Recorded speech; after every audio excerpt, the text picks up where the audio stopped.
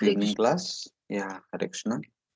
So, as we were discussing since many weeks about the conversation between King Rahugana and Maharaj Bharata, who was traveling as a Avadut, who was engaged as a palanquin carrier by King Rahugana. And in that context, there was a conversation about the reality of the existence. If the practical world is real or absolute world is real. So that conversation is over with an allegorical story of forest of metal enjoyment. A Vanik, a merchant entering into a forest and traveling and encountering so many problems on the path. So that conversation is over, and Parikshit Maharaj asks, "So, my dear sir, this story can be understood by the intelligent people, but not by a person like me. Can you please tell me the meaning of the story?" Because an answer to that question, here Srila Sukadeva Goswami explaining the meaning of this allegorical story of a merchant traveling in a forest of metal enjoyment. And we have seen from text number 1 to 22, 21 in the last week that different things are indicating different things. How the six senses are the internal thieves, and jackals in the forest are the external thieves, and like that, with an interest to get money, get more and more money in one's business, makes friendship with many people, takes money from them and tries to cheat them to earn more money here and there, etc. etc. So many things. He gets difficulties, he creates enemies, and like that. So many things are indicated in the previous section. And today we'll continue from text number 22. This will continue all the way up to text number 41. And then few more verses are in this chapter which glorify the wonderful character of Bharat Maharaj. With that, this section will get completed. So we'll continue from text number 22. So someone can read the translation, of course. So we'll just we'll continue the previous section. 20, it is said that swallowed by the python of sleep, that is ignorance, absorbed in deep ignorance, he lies down in the deserted forest like a neglected dead body. He does not know anything. So sometimes why does not knowing where to go, if he just becomes indifferent to everything as if swallowed by a python. Then sometimes his teeth of pride are broken by the bites of snakes in the form of evil men, unable to sleep, evil men. So sometimes whatever is earned by hard working, it is either taken by the government officials in the form of taxes, or it is robbed off by the thieves, or it is simply spent for no reason by the family members. So like that, so many things. So all these things are like the biting of snakes. So in there like that. So thus, having lost one's wealth, unable to sleep, his consciousness dwelling because of a troubled heart, he falls like a blind man into a blind well. So he does not know what is right, what is wrong, where he is supposed to go, etc. etc. Thus, one falls into the deep dark blind well. So something like that. So that is what is going on. So today we'll continue with text number 22. Yeah, someone please read the translation.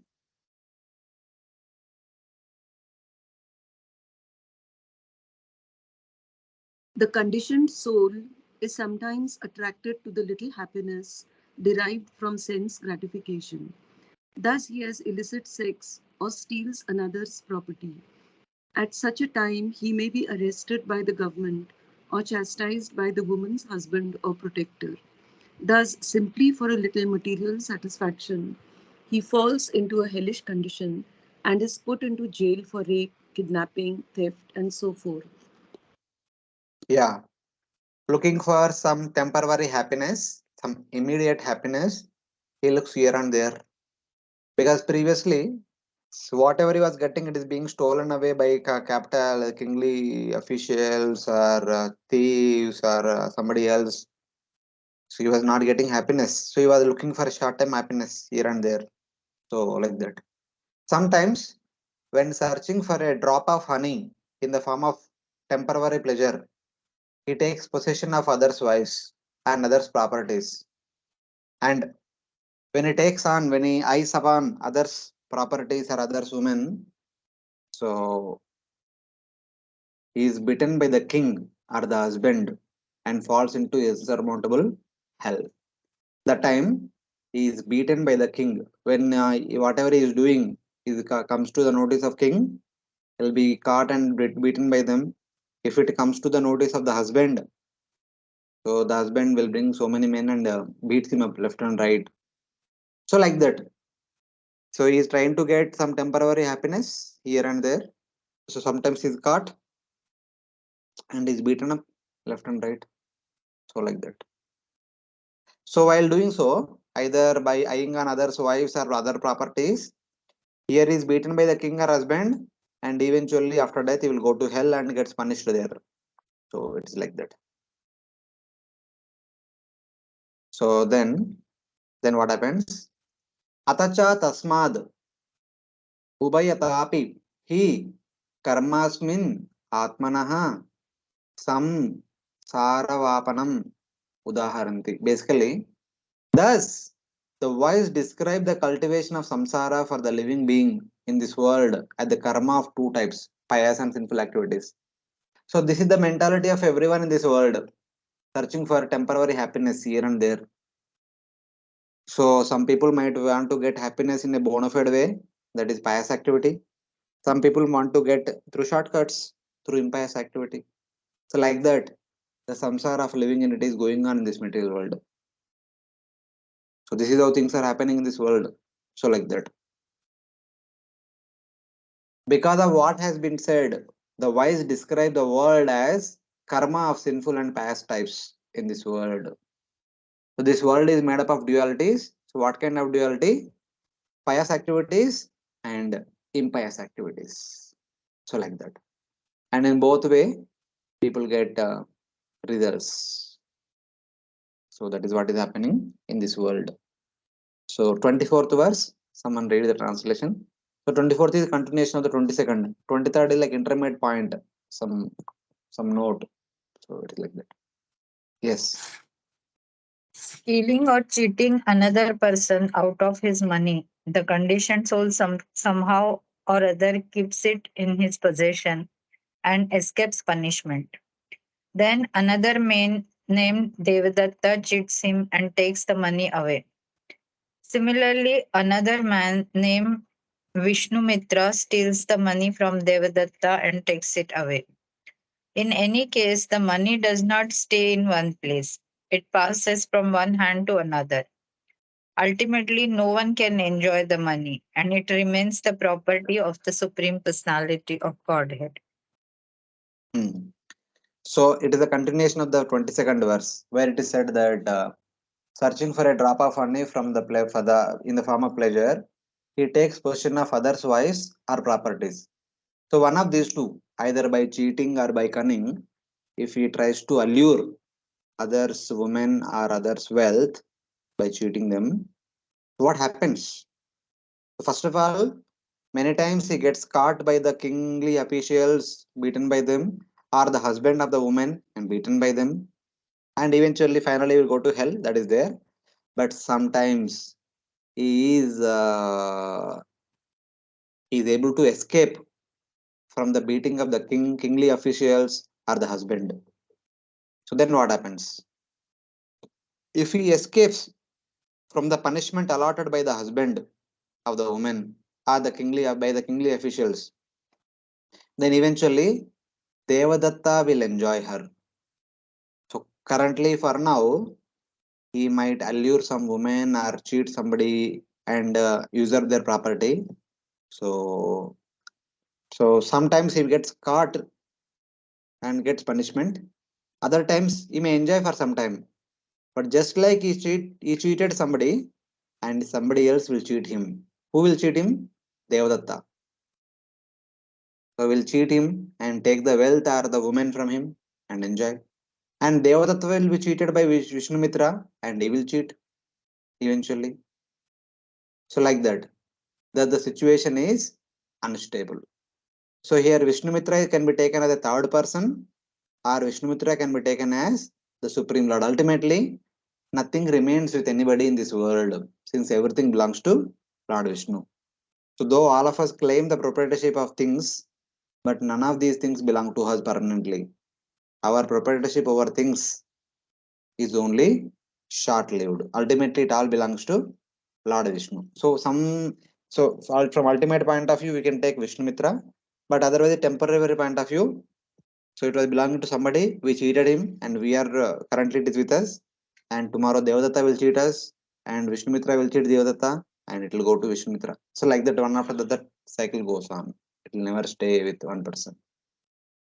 So this verse explains having one's enjoyment stolen by another person from text number 13. If he escaping the beating by the husband at the expense of bribes or running away, he will enjoy the woman sometime. Then another person called Devadatta appears and enjoys her. Then another person, Vishnumitra, appears and enjoys her. No one get to enjoy to his full satisfaction for long term. No one can enjoy for long term. So like that. So things will change from one person to other person in this material world. So like that.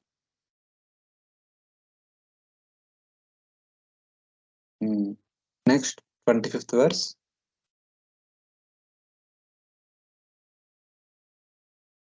Hare Krishna. Mataji. Prabhuji, these names, this Vishnu Datta and Vishnu Mitra and Devadatta, these are just for the explanation sake, some names taken, na? No, no. In Sanskrit grammar, if they want to say something, they use these names. Oh, Devadatta and Vishnumitra, like that, these names come many times. Upanishad language, they use these names. So it comes, there is one example comes. Devadatta does not eat in the daytime, but is becoming fat. oh, Something like that. In Sanskrit, oh, instead of using some XYZ, they use these names, Devadatta and Vishnumitra, like that. okay, okay. These are Fine. famous Thank names, always used.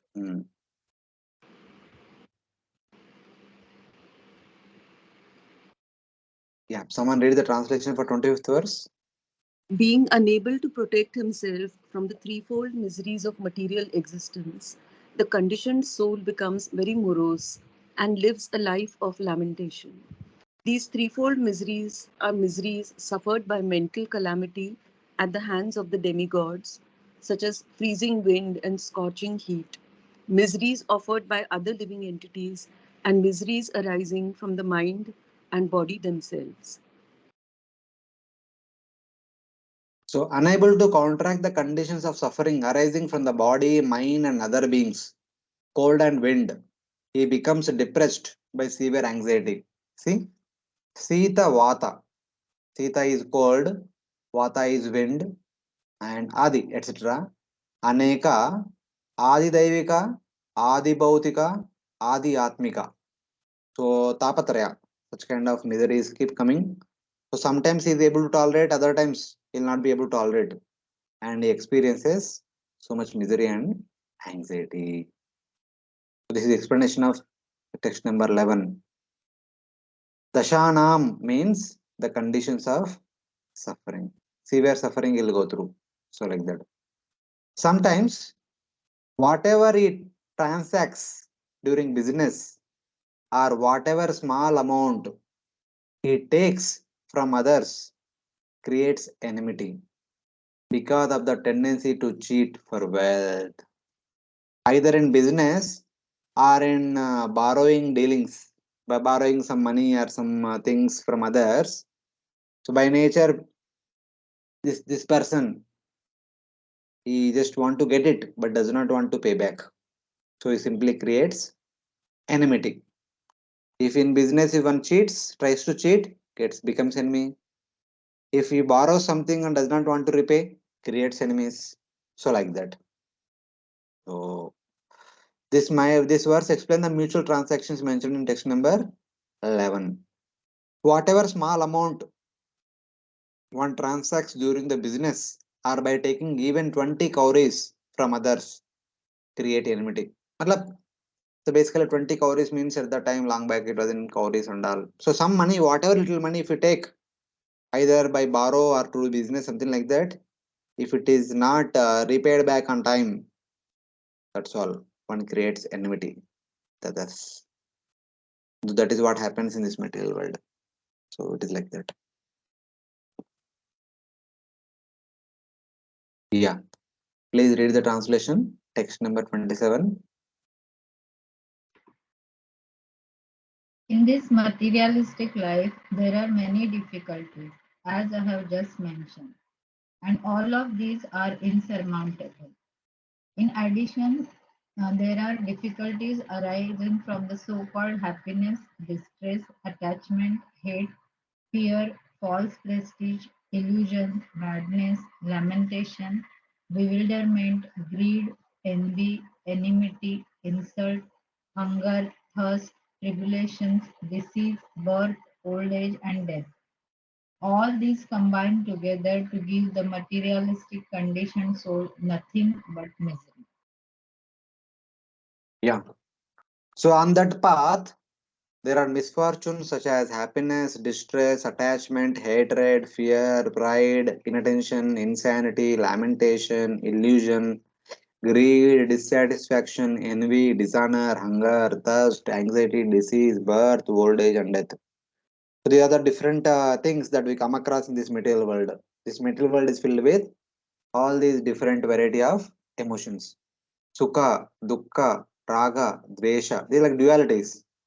Bhaya, abhimana, pramada, unmada, shoka, moha, lobha, matsarya, uh, then matsarya, Irsha, Avamana, Kshit, Pipasa. So like that, all these are dualities. Two things comes together, and we always shuffle between good and bad, this and that kind of emotions. So these are all different emotions we can come across in this material existence. So like that. This verse explain the words. Wandering on the path, he almost dies because of the great difficulties, loss of wealth, and sickness he encounters. From text number 13. So when a person experiences all these difficult emotions, who can survive in this material world? Very few can survive. Otherwise, one is sure to experience intense misery while going through all these dualities. This is the nature of this world. See, everything is nicely indicated here. Sukha dukkha, raga dvesha, bhaya abhimana, pramada unmada, shoka moha, lobha matsarya, irsha, avamana, kshut pipasa. So like that. Text number 28. Sometimes the conditioned soul is attracted by illusion personified, his wife or girlfriend, and becomes eager to be embraced by a woman. Thus, he loses his intelligence as well as knowledge of life's goal. At that time, no longer attempting spiritual cultivation, he becomes overly attached to his wife or girlfriend and tries to provide her with a suitable apartment. Again, he becomes very busy under the shelter of that home and is captivated by the talks, glances, and activities of his wife and children. In this way, he loses his Krishna consciousness and throws himself in the dense darkness of material existence. So this is the continuation of the previous verse. Where and how does one experience these dualities? All these dualities, where one experiences. One simple example is in our family life. So that is like that. Sometimes embraced by the creeper like arms of a woman who is Maya herself, he loses discrimination and knowledge, and with heart absorbed in building a house for her pleasure, his heart becomes stolen by the words, glances, and actions of sons, daughters. Basically, being attracted to women, then so many things has to come upon. This is mentioned in the second canto also. Atma Jaya Sutagara Pashu Dravina Bandushu. Rajye cha Vikala Nityam Virudam Mamatam Jeho. That mamata begins with the body and it extends to unlimited place and it extends further keep extending. So first there is identification of the body and the I, then there is identification with the wife as mine. So when there is attachment to this I and mine understanding, so with wife there comes Atma Jaya Suta, children, Agara, home, Pashu, animals or vehicles, Dravina, wealth, income, monthly income, Pashu, Dravina, Bandhushu, relatives, Rajya, once here for a king it is Rajya, and for any person their job and employment source, etc. etc. So then Rajya, Chavikla, Nityam. So something like that. All these things with which one is bound in this material world. So something like that. Here the woman, and for the pleasure of the woman there is house, and in the house eventually there are daughters and sons, and person gets attracted by their presence and their activities, the sons, daughters, and eventually when they are married there are sons-in-law and there are daughters-in-law. Hmm? So who are all under his wife's shelter. Uncontrolled in mind, he hurls himself into the greatest insurmountable darkness. So like that, so one's bondage in this material world extends in the form of all these things. So like that.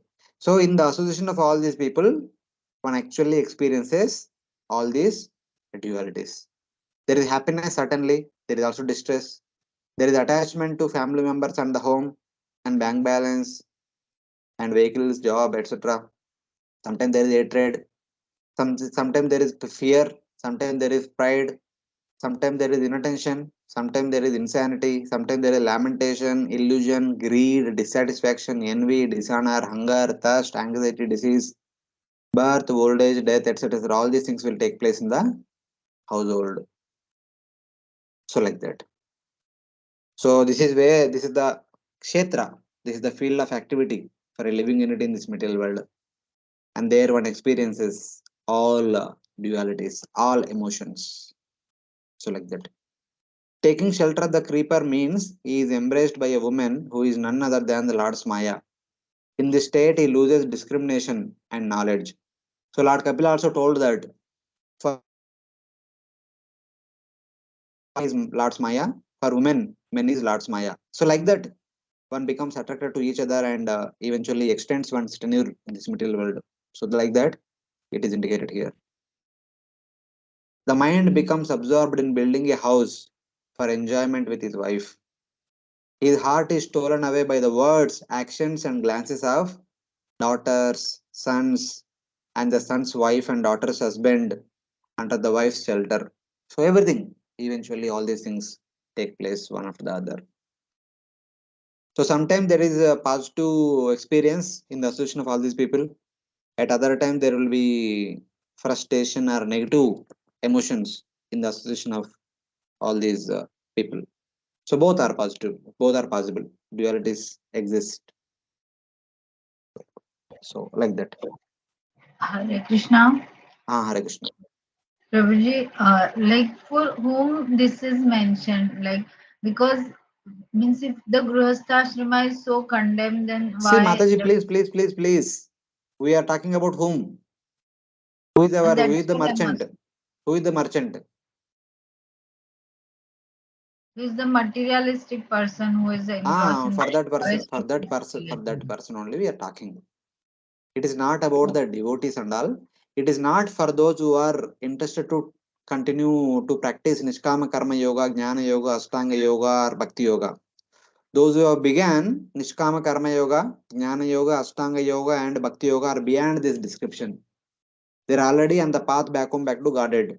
But those people who are simply interested in Vikarma or Sakama Karma, either they want to enjoy by sinful activities or they want to enjoy in a bona fide way, as indicated in the Vedas also. Sakama Karma also increases one's tenure in this material world.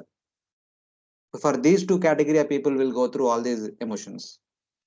Okay, so basically it is for more for the Gruha Mazis. Yeah, whatever terminology you may say, it is basically for those either they want to enjoy some extent in a bona fide way, in a moral way, or they want to enjoy in a sinful way. Both. Those who are practicing vikarma or sakama karma. For such people, we are discussing what kind of fate is there. Okay, thank you. So, our other devotees are able to follow. So, such kind of description sometimes seems to be very ghastly and very fear invoking. But kindly, the premise should understand. So, this is basically for a forest, a merchant who is supposed to stay in the city and do the business, but he entered into the forest. So, what kind of business will happen in the forest? The forest means a wrong place. Forest is not meant for business. It is a wrong place for a merchant. So in that wrong place, what kind of difficulties we go through? So like that you have to see. So that can, it is not that even devotee and other people who are practicing Nishkama Karma Yoga, Jnana Yoga, Ashtanga Yoga also, sometimes they will forget the right path and enter into a wrong path.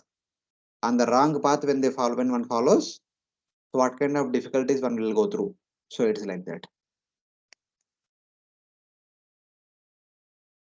So it is like that.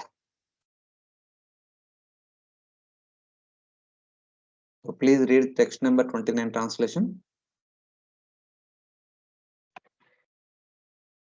The personal weapon used by Lord Krishna, the disc, is called Hari Chakra, the disc of Hari. This chakra is the wheel of time. It expands from the beginning of the atoms up to the time of Brahma's death, and it controls all activities. It is always revolving and spending the lives of the living entities into from Lord Brahma down to an insignificant blade of grass. Thus, one changes from infancy to childhood to youth and maturity, and thus one approaches the end of life. It is impossible to check this wheel of time. This wheel is very exacting because it is the personal weapon of the Supreme Personality of Godhead. Sometimes the conditioned soul, fearing the approach of death, wants to worship someone who can save him from imminent danger. Yet he does not care for the Supreme Personality of. Yeah. This is a description about Kala Chakra. So whatever happens, everything is happening under the will of the Supreme Lord in the form of Kala Chakra. So that is indicated here. Sometimes afraid of the chakra of the Supreme Lord, which represents time from the smallest unit, Paramanu time, up to the largest time, the lifespan of Brahma, Paramahan, Paramanu to Paramahan, and which runs quickly through all the ages of life, destroying the lives of all beings from Brahma to grass, who are absorbed in their material affairs. The Jiva does not respect the Lord of sacrifice, who holds that chakra, but instead accepts impostors devoid of proper conduct, who are like herons, vultures, cranes as object of worship.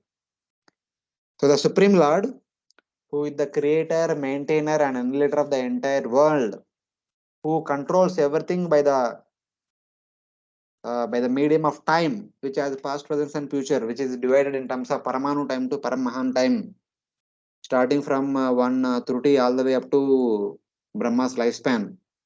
Instead of understanding this and surrender to Supreme Lord, one surrender to false gurus, who are like herons, vultures, and cranes, etc. Kamaisteste ritajnana prapadyante anya devata. So, being bewildered by the material desires, people in this world surrender to different variety of devatas. At least Lord Krishna is telling devatas 5000 years back. That time people might surrender to devatas. But today, if you see, people don't surrender to devatas. People surrender to the so-called self-made devatas, self-made bhagavans here around us. so-called self-made gurus. So something like that. So that is how things are happening. This verse explains the sentence: being afraid of group of lions in the forest, he makes friends with cranes, herons, and vultures. The groups of lions in the forest means basically lion is death. Lion or snake means death. Death means Kala Chakra. So Kala Chakra is basically one point of view. Kala Chakra is nothing but the death, fast approaching death. Kalosmi Lokakshekrut Pravruddho, as Lord Krishna says in Bhagavad Gita. So afraid of lion, which is there in the deep forest, he comes to the places where cranes are moving around, herons are there, vultures are there, takes their shelter, thinking that they are the sadhus, they can protect him. But in fear of the chakra, he accepts the impostors as worshipable along with their imaginary scriptures. Because these people have their own philosophy. They say that, please come, I'll protect you. Something like that. The chakra is characterized prominently by time, from the smallest fraction of time, Paramanu time, to the lifespan of Brahma, Paramahan time. The chakra is the very form of time. It quickly destroys the living beings from Brahma to grass by its turning with the passage of age from youth to old age. Since chakra is moving around fast, so our life also moves very fast. We are born, we are grown, get married, give birth to children, and stay for some time, dwindle and die. Again born, again get birth, again grow, again give byproduct to children, give birth to children, and again stay for some time, dwindle and die. This goes on. One do not notice this. The chakra destroys the life of all living entities, starting from grass to Brahma. The chakra is vigilant. Animishata. So, animisha is one sense, closing the eyes. So, normally every day, in between we close our eyelids. We don't notice, but it happens automatically. In the night time when we sleep, our eyelids are closed for a long time, 6 7 hours. That is fine. But animisha means he who does not sleep, or he who does not close his eyelids, who is always watching. The time is always watching. That's why Lord Krishna says in Bhagavad Gita that Maya Adhyakshena Prakriti Suyate Sa Characharam. Under my glance, Prakriti and its byproducts are continuously under action. They are working very fast because they are constantly watched by my glance in the form of time. That's why Lord is called Animisha and time is also called Animisha. So it is like that. Arya Samaya Parihrita means they are devoid of proper behavior. Arya means proper behavior. So by the influence of time, one loses proper conduct. So like that. So this is also called as Abhinivesham. In those six kinds of illusory coverings, five: Moha, Mahamoha, Tamishra, Andatamishra, Tamas, Moha, Mahamoha, Tamishra, Andatamishra. They are also called as Avidya, Asmita, Ragadvesha, Abhinivesha. So Abhinivesha is basically, so out of fear of death, deep absorption in sense gratification. So understanding that death is going to come very soon, one tries to enjoy as much as possible in a wrong way. So that is called Abhinivesha. So that is same thing is called Arya Samaya Parihrita. So the Arya means good behavior has been stolen away by the influence of time. So like that. So this is how time. So time creating fear within us, but time is not bringing detachment or a kind of urgency in a person like this Vanik. So like that. Yeah. Please read the translation. Text number 30. Hare Krishna, Prabhuji, just one small confusion that here the Sudarshan Chakra in the Lord's hand is only termed as the Kala Chakra also, na? Hmm. Okay. So it does the both ways, like of fighting work also at the same time. It in a way it is killing everyone, na, as a time. Like Ah, yes, yes. yeah. Okay. Okay, yes, thank you. The Someone read pseudo the translation, text number 30. the pseudo The swamis pseudo is and complete in carry on. Hare Krishna. The pseudo swamis, yogis, and incarnations who do not believe in the Supreme Personality of Godhead are known as Pashandis. They themselves are fallen and cheated because they do not know the real path of spiritual advancement, and whoever goes to them is certainly cheated in his turn. When one is thus cheated, he sometimes takes shelter of the real followers of Vedic principles, Brahmanas or those in Krishna consciousness, who teach everyone how to worship the Supreme Personality of Godhead according to the Vedic rituals. However, being unable to stick to these principles, these rascals again fall down and take shelter among Shudras who are very expert in making arrangements for sex indulgence. Sex is very prominent among animals like monkeys, and such people who are enlivened by sex may be called descendants of monkeys. So here we saw that they take shelter of herons, vultures, and cranes, afraid of the tigers, afraid of time, with an intention to have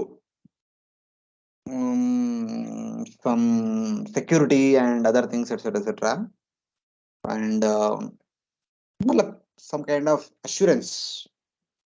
So they will take shelter of people like herons, vultures, and cranes. So who are these people? An explanation of that is given in the next verse. When the person is greatly cheated by impostors who cheat themselves, he settles among Brahmanas. So these people who are like the cranes, herons, and vulture, they promise, but they cheat him eventually.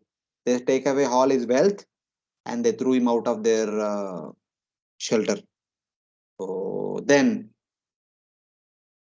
he settles among the Brahmanas, but has no taste for their way of worshipping the Lord of sacrifice by performance of rituals such as taking the sacred thread according to Shruti and Smriti.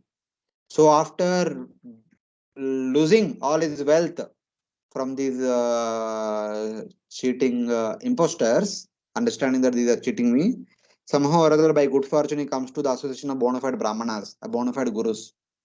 But the bona fide gurus say that you should take initiation, you should follow a rigid lifestyle, everything. Give up sense gratification, follow four regulatory principles, get up early in the morning, attend morning program, etc. etc. So many rules and regulations will be there in the bona fide sampradayas. And he feels suffocated. I can't do all these things. He then joins the Shudras.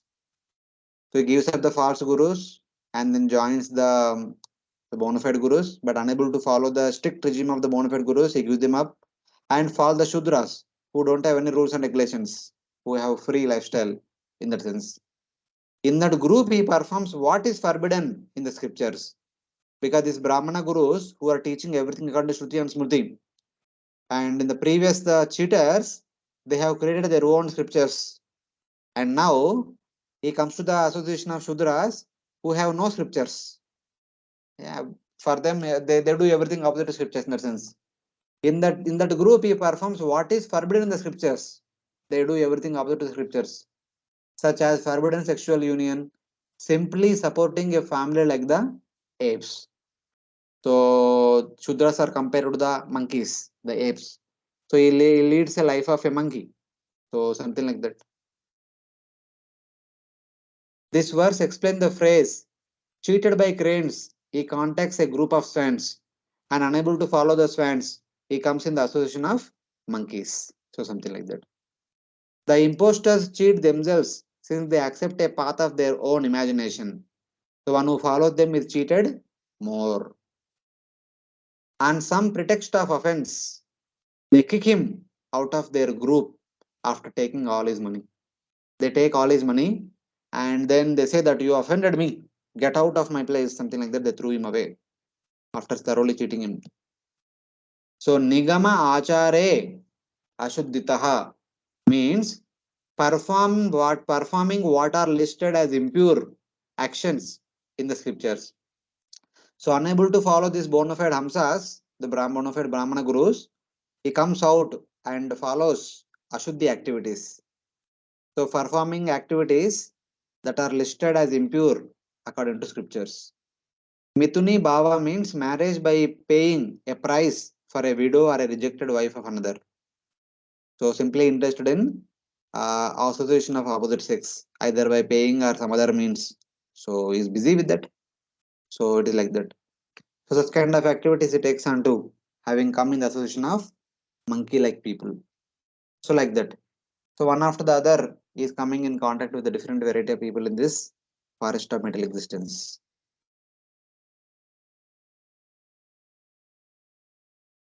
Yeah, 31st verse.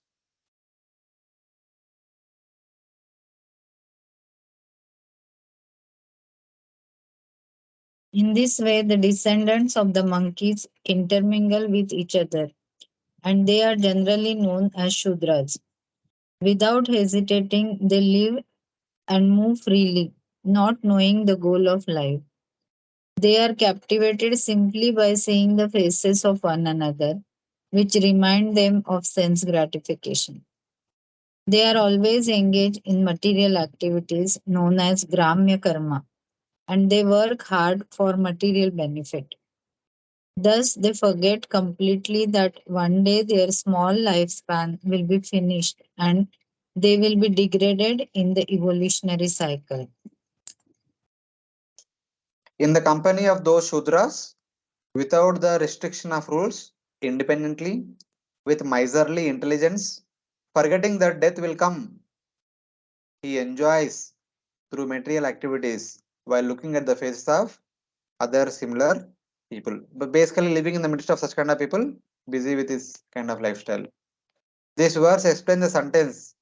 He senses joyful because of the pleasure arising from them. Gazing at their faces, he forgets about death. So, Niravaroda means not restricted by the rules of Dharma. Nira avarodaha. So, those scriptures say this is not good, but they don't listen to it and they do it. So, in like that, there is no one to stop them. Forgetting the time of death, he enjoys in the midst of such kind of people. Then what happens? Sometimes he enjoys in houses which give material pleasure and which are like trees. Just as the monkey is affectionate to sons and wife as a festival of enjoyment in the trees. So monkeys live in the trees and they make their family and children in the trees only. So like that, this person enjoys like my monkey lifestyle. So like that. Ramsan means enjoying. Vyavaya Kshanaha means festival of enjoyment with women. So like that, life goes on. So without noticing that death is fast approaching. On the path, he is restricted to sinful act.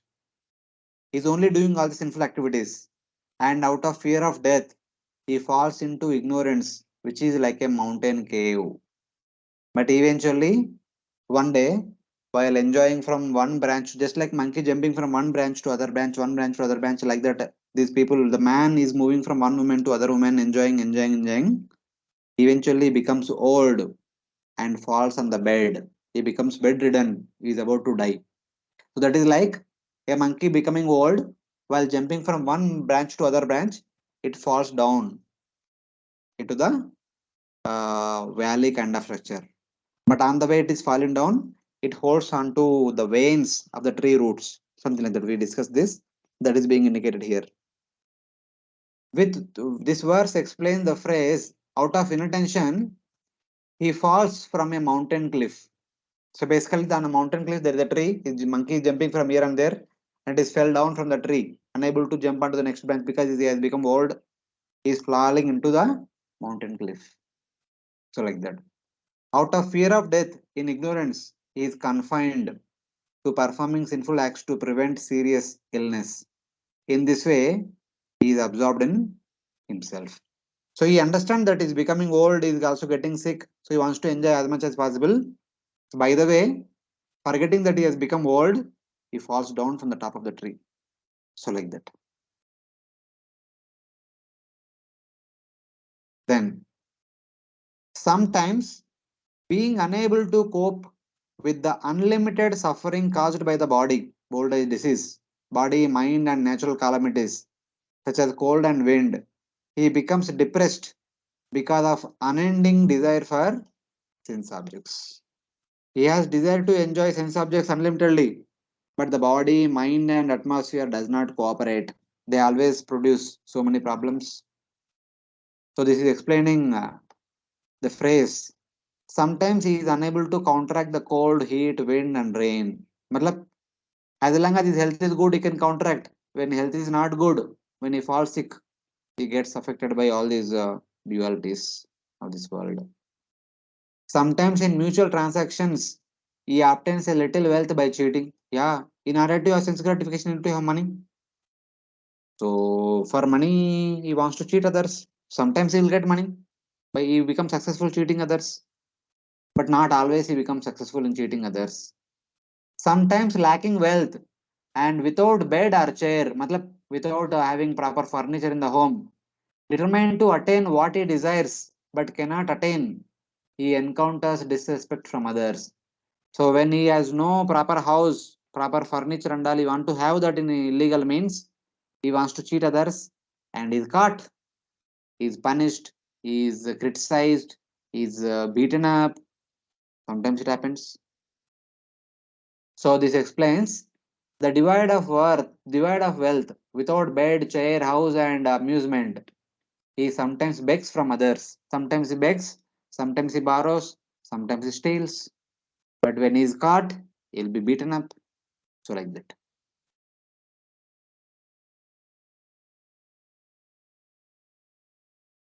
मनो रथोपगताददे गता गतादाने मनो रथोपगता dane either begging borrowing or stealing he is determined to take the wealth of others.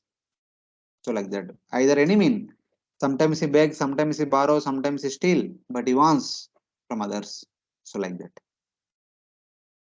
having increased enmity, thus he creates enmity with everyone, having increased enmity with others because of transactions for money. He marries according to his previous karmas and then gives up the marriage. So he thinks that I'll marry this girl, I'll get dowry and I'll enjoy. So there is no use. He gives up that woman and marries another girl with lot of dowry and tries to enjoy, but he gives up her again, marries. So like that, marriage is also another way, another nice business to get money in the form of dowry. That he does. So one after the other, he changes the woman. Living with increased enmity because of business transactions for wealth, he marries one after the other. So when he does not become successful in business, he marries a woman. He thinks that easily he can get more wealth. So, but eventually gives that woman and want to marry another woman for more dowry. So like that, he tries to get money without working hard. So like that, these are different means: make, borrow, steal, and marrying women. Apavahati means again he gives up that marriage. Yeah, someone read the translation, text number 38.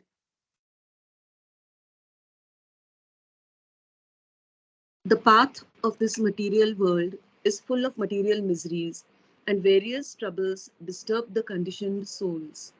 Sometimes he loses and sometimes he gains. In either case, the path is full of danger.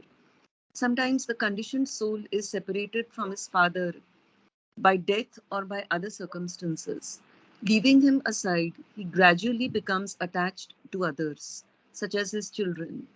In this way, the conditioned soul is sometimes illusioned and afraid. Sometimes he cries loudly out of fear.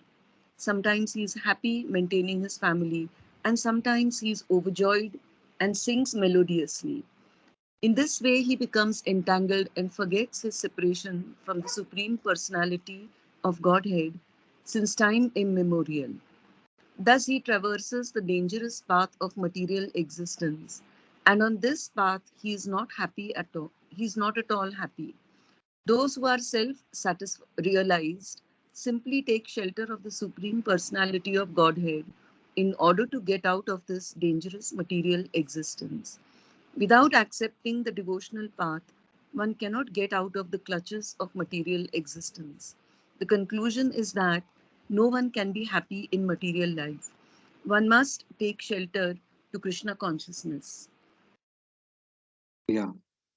Thus, on the path of samsara, one is afflicted by various obstacles and sufferings.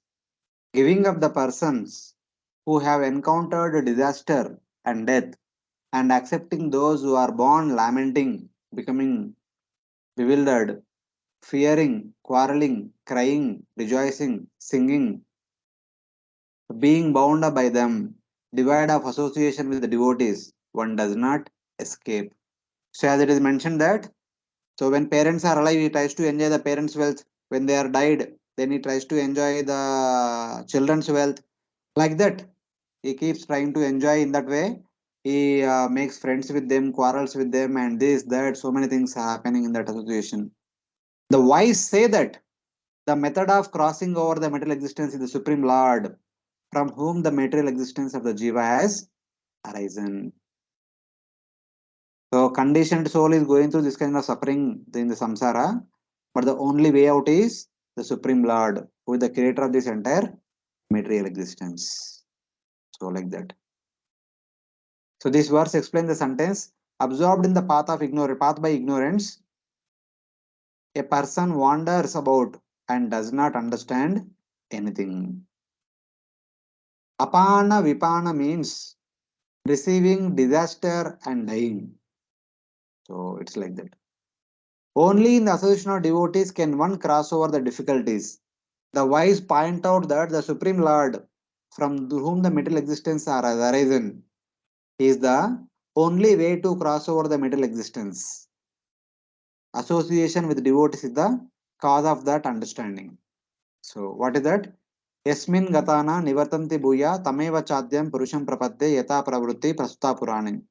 So, this is from 15th chapter Bhagavad Gita, fourth verse. So the third verse says, Narupam asya tatopalabhyate nanto nachadir najasampratimishta ashwattamenam suviroda moolam asanga shastrena dudena chitva. Tata param tad parimargitavyam yasmin gatana nivartanti bhuya. So after cutting down the tree of material existence, the tree of samsara, one should go below the roots and search for the source of the roots. That is, search for the Supreme Lord. Who is that? Yasmin gatana nivartanti bhuya. Having attained, one does not take birth again in this material world. So having understanding this, Tameva Chadyam Purusham Prapadde. Who is he? He is Adi Purusha, the source of everything, and worship him. Yata Pravrutti Prasuta Purani, from whom this material existence manifested. Only he the solution. There is no other solution. So like that. So this only one understands in the association of devotees. Otherwise one does not understand it. Crossing material existence is attained by Bhakti Yoga, not by materialistic persons. Those who have given up violence to all beings, Nirvaira, who are peaceful, Prashanta, who have controlled their minds, Sama, attain freedom from samsara. So, what kind of people are qualified to attain perfection? A brief glimpse is given here. The cause of not returning to the material world is described in the previous verse. Now, the cause of attaining spiritual world is described in this verse. Sama vegachanti means they attain. So the next verse in the 15th chapter of Bhagavad Gita says, what is the solution? Who can attain the Supreme Lord? Tameva chadyam purusham prapadde yasmin gatana nivartanti bhuya. Who can attain that? Follow this rigid culture, they can easily attain the Supreme Lord. Nirmana moha jitsanga dosha adhyatma nitya vrinvrutta kama Dvandve vimukta sukadukka sanyai yacchanta moda padamavyanta. Only they will get avyaya padam. Those who are free from delusion of pride, nirmana moha, who are devoid of attachment, chitasanga dosha, who are absorbed in reflecting on Paramatma, Adhyatma Nitya, who have renounced material desires, Vinivutta Kama, who are free of dualities of happiness and distress, Dvandva Vimukta Sukadukka Samyar, who are without bewilderment, Amuda, attain that indestructible goal, Gachanti Padam Avyam Tat, Tat Avyaya Padam. So eventually only they who are follow these rules and this strict cultural regime, only they will attain Avyaya Padam, the eternal abode of the Supreme Lord. Others continue in the material existence. So it is like that. So while describing the difficulties in the forest of enjoyment, Sukadeva Goswami also gives the source coming out. So it is like that. Then he says, even though a person may be a conqueror of all directions, a performer of great sacrifices or a sage among kings, lying on the battlefield, on the soil, which created enmity with others by thinking, this earth is mine, he gives up the earth and dies. A king may be so powerful, a king may be so powerful that he directly conquered all the directions, all the kings in all directions. But eventually, by doing that, he creates enmity with all the neighbor kings. One day, he will be killed by the neighbor kings. Till now, he was telling that this earth is mine. After killing him, the other neighbor kings will say that this earth is mine. So, like that, earth does not belong to anyone. Temporarily, we may claim it is mine, but ultimately, it does not belong to anyone.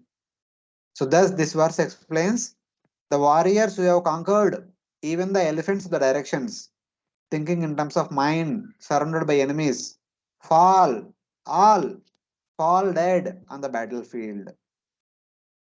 For text number 15. So, like that. So, currently defeating other kings and killing them, one may claim that this earth is mine. But one day, some other king will kill him and claim this earth is his. So, like that. That is how things happen in this material world. Even though they conquer all directions, they lie on the earth, with which created enmity by thinking it's mine, and giving up the earth, they die. So that is what happens.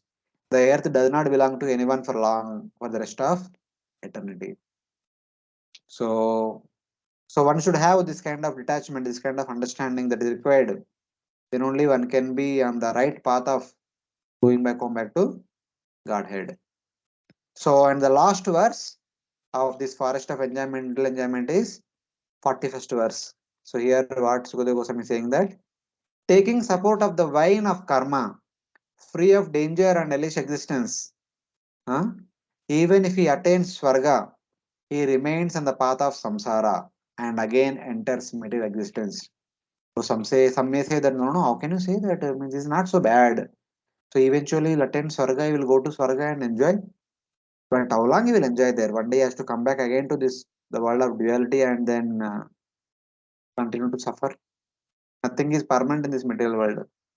The only thing permanent is the spiritual world. So like that, one's mental existence will continue on in this material world. So this verse explains the text 18 and 19. Holding on to a creeper, afraid of an elephant, he remains dangling there. So when the monkey falling from the top of the branch, unable to catch the next branch, while it is falling down, it holds onto the roots of the tree. So on top of the tree, at the base of the tree, on the top of the mountain cliff, there is the elephant. If the monkey goes up, the elephant will squeeze it. If he leaves the veins and falls down, it will die because it's a big cliff. So he's holding on to creepers with the hope of survival. So like that, even a person is on bedridden, still there is a hope of regaining his health and enjoying more and more. So like that. That is how the conditioned soul continues on a wrong path in the forest. So here is the merchant. He is walking in a forest and is bewildered where to go. and he tries to go right, left, here, there, etc. He's encountering so many difficult people. Only when it comes to the right association of devotees, the devotees show the right path of coming out of this forest of middle existence. So this is the story that has been explained. Even though one may attain Swarga, one still tread the path of samsara. Eventually one has to come down. So this is the story of forest of mental enjoyment. Any questions till now?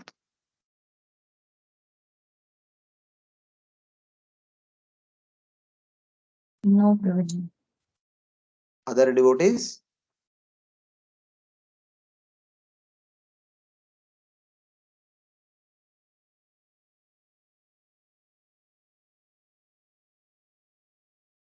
Okay.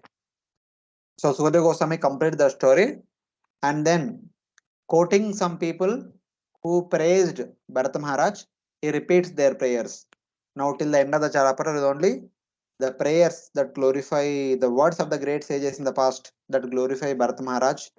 And last there is Falashruti also. With that this chapter gets completed.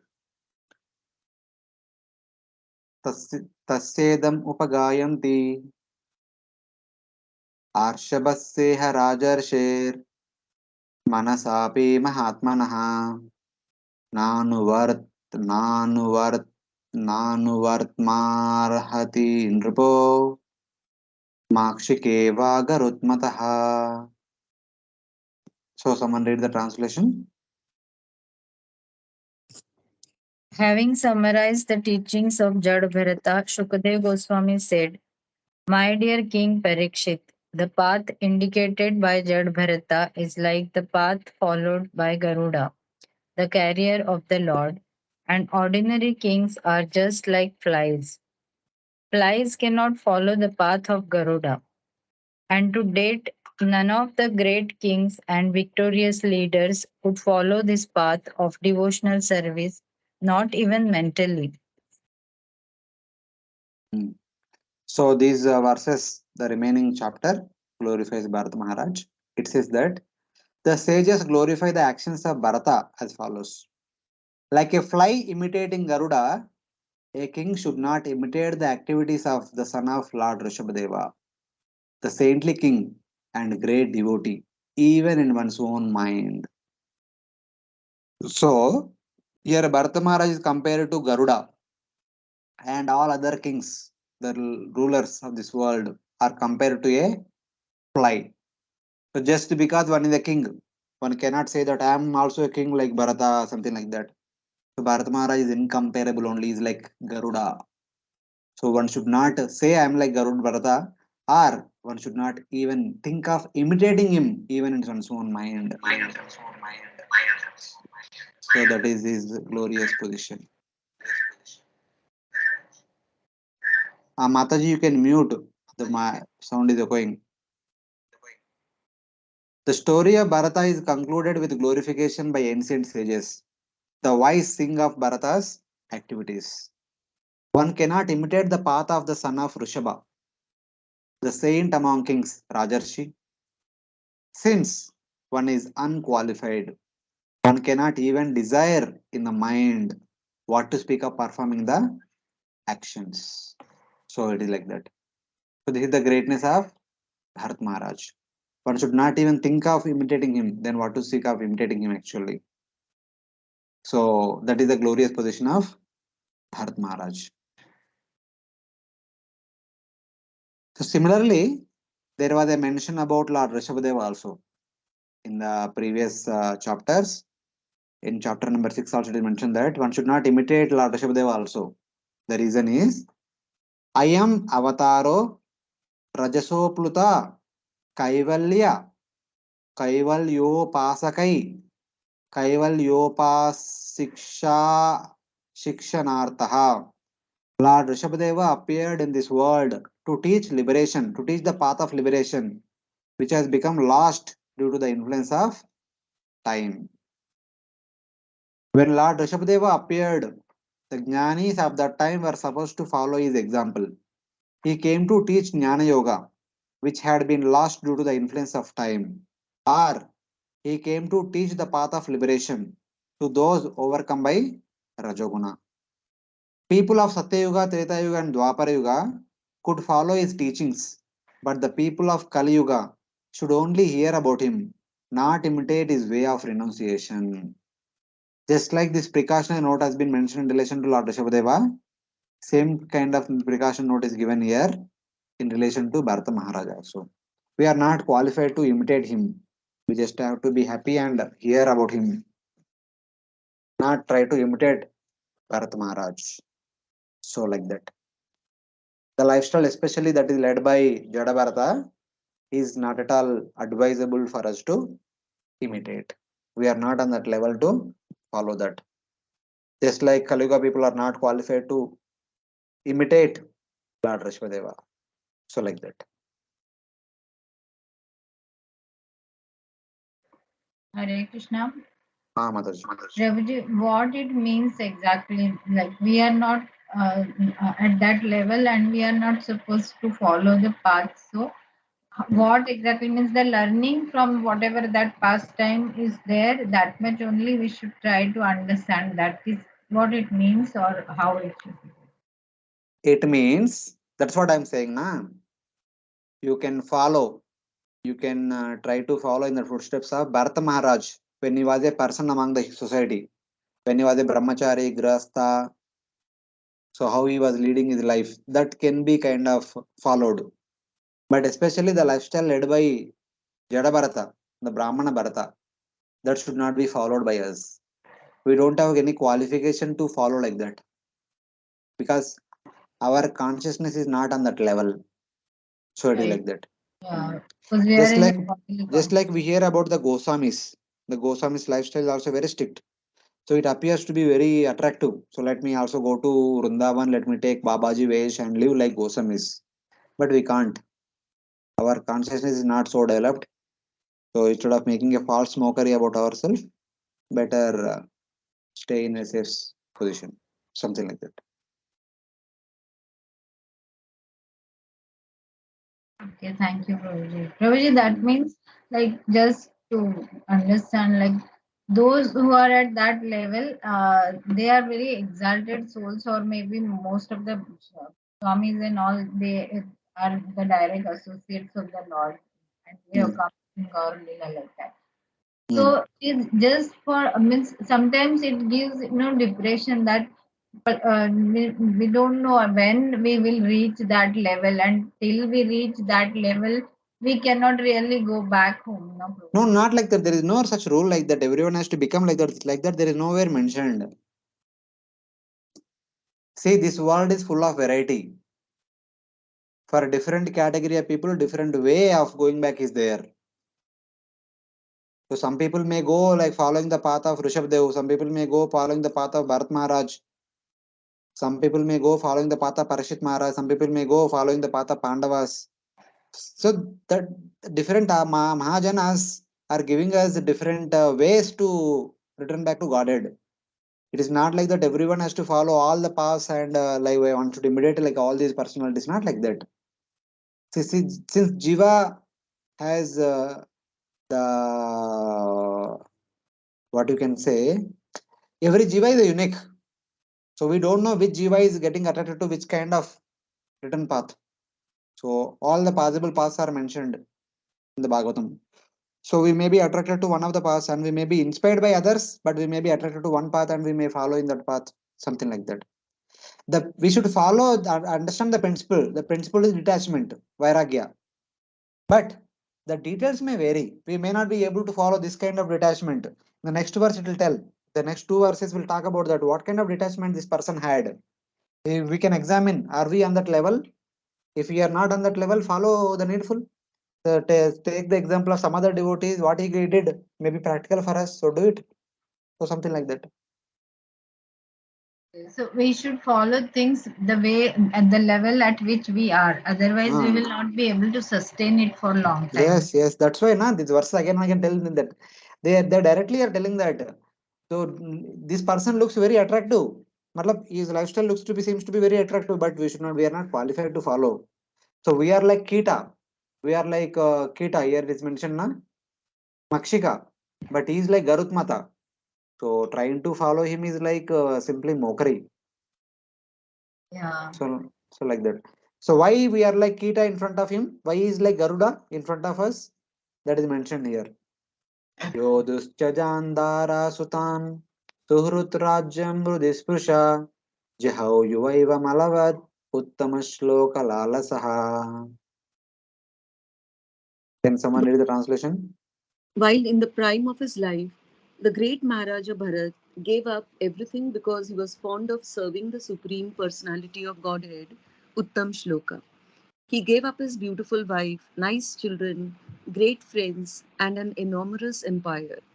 Although these things were very difficult to give up, Maharaj Bharat was so exalted that he gave them up just as one gives up stool after evacuating. Such was the greatness of his majesty. Hmm. See, this shows his personality. What makes him Garuda? Bharata, who longed to serve the Lord, gave up his wife, sons, friends, and kingdom as if they were stool, though they were touching to the heart and thus difficult to give up at young age.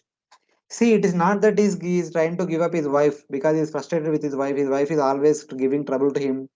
He is frustrated with his sons, like Angamara is frustrated with Venu, not like that.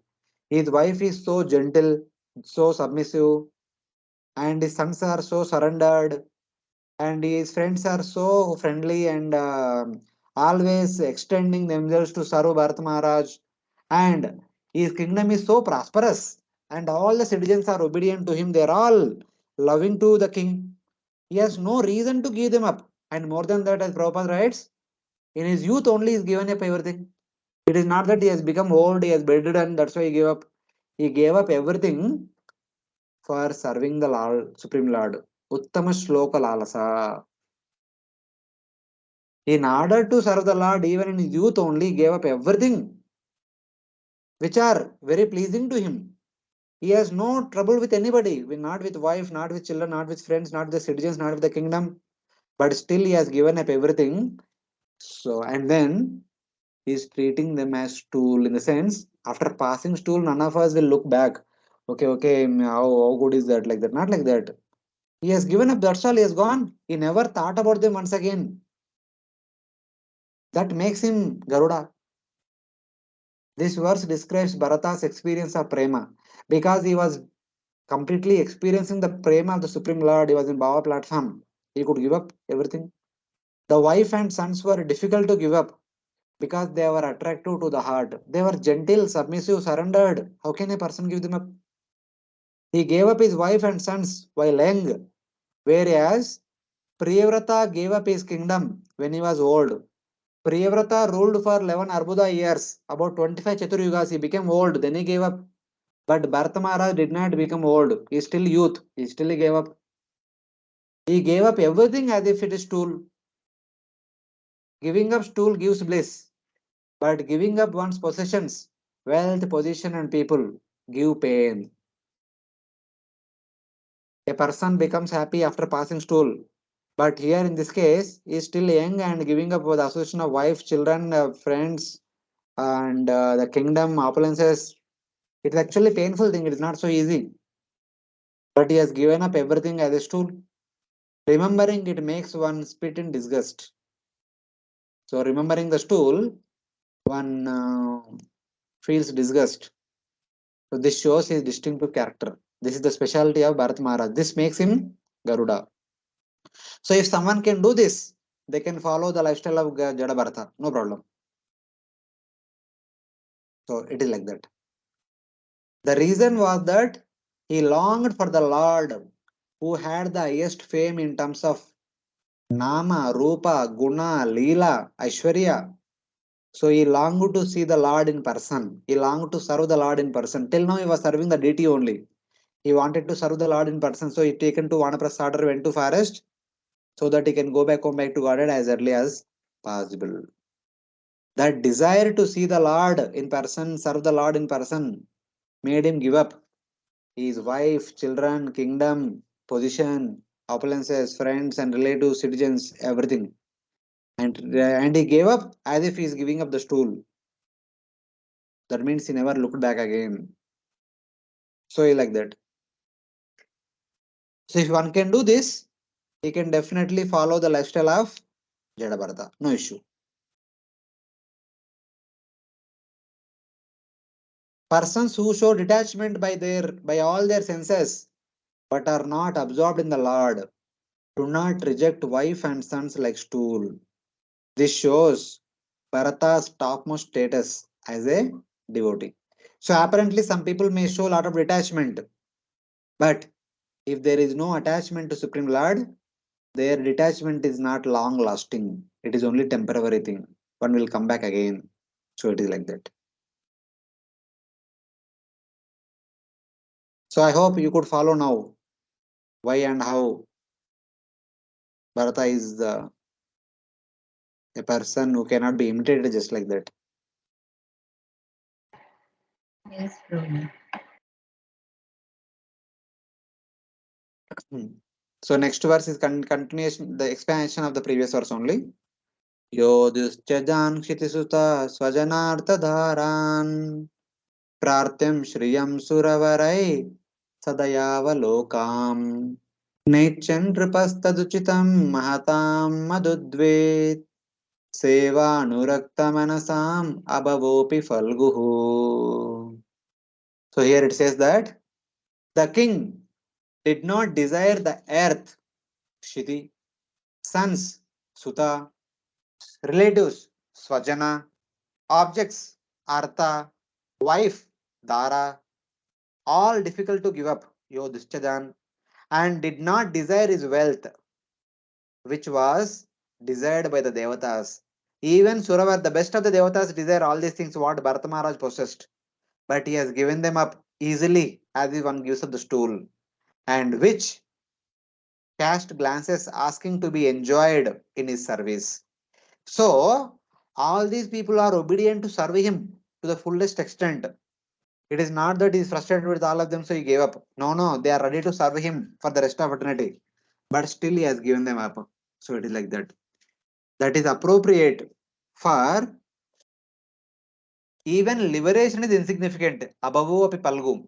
Even Sahyajya Mukti is insignificant for a person like Bharata Maharaj, for a great devotee like Bharata Maharaj, for the greatest devotee whose minds are completely attracted to serving the Supreme Lord. Madhudvit Seva Anurakta Manasam, in whose mind there is only one desire. I want to serve the Lord in person. Ananyas Chintayanto Mam Yejana Paryupasate. Ananyas Chinta, there is no other desire other than only one desire. What is that? Tesham Nitya Abhiyuktanam. Only one desire that I want to become one of the associates of the Supreme Lord and want to serve him in person, not serving his deity. So with that desire, what he will do? Paryupasate. Manasa Vacha Karmana is completely engaged in one pointed devotional service. No other activities. If he remains as a king, he has to do so many other responsibilities. He has to take care of his wife, children, citizens, the kingdom, everything. So in order to serve the Lord with one pointed devotion, Paryupasate means complete only exclusive service of the Supreme Lord. He has taken to Vanaprasada even when he was young. He has not become old. So he has gone to forest to serve the Lord. Because so this person treated liberation also insignificant, Sahajya Mukti as insignificant. So if he treated Sahajya Mukti as insignificant, he can easily give up the earth. That means Bhumandala, entire Bhumandala, which is kingdom, the children, the relatives, objects. That means the palace and other appliances in the family, and wife. He could give up because he has given up liberation, Sahajya Mukti only. Then what to speak of giving up all these worldly things? So like that, this is possible. So this verse is an example of Moksha Lagtakrut. In Nectar of Devotion, in the first chapter, the six characteristics of Bhakti, Uttam Bhakti, the Moksha Lagtakrut is that. Further, Rupa Goswami quotes this verse as an example. How moksha becomes Laghu, insignificant. So like that. In joy, the same meaning is repeated to make it clear. Bharata Maharaj did not desire wealth. This makes his followers glance at wealth while thinking, Bharata should have such mercy on her. This is the meaning given by Sri Swami. So, the entire kingdom, all his kingly opulences are ready to serve him. They are always telling that, my dear sir, please utilize me, please engage me in your service. But still, Even though the wealth is eager to serve him, he said, "Thank you very much. You stay there. I'm going to forest." He went to the forest. So it is like that. Or it can refer to wealth, which looking at Bharata with pity says, Bharata should not accept pains of the body arising from his detachment. He should remain in this house, pampered by me. So the wealth says that, so my dear king, why you want to go to forest and get troubled by the rain, summer, winter, and so many other things? Here I can offer you nice palace, nice bedding, nice food, everything is there. So you can have luxurious life here. I'm ready to serve you. Stay here. Like that, the wealth is telling to Bharata Maharaj. But Bharata said, so thank you very much for everything that you are trying to offer, but I'm going to the forest. So it is like that. Abhava, even liberation was insignificant. That also is given up. He not only gave up the kingly opulences, he has even given up Sahajya Mukti, the moksha also. That makes him what he is. That makes him Garuda. So like that. So these verses actually glorifying our Bharat Maharaj. So like that.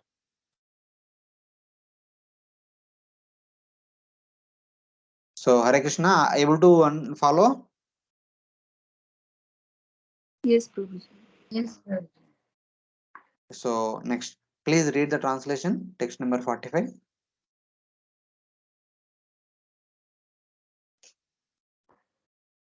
Even though in the body of a deer, Maharaj Bharat did not forget the Supreme Personality of Godhead.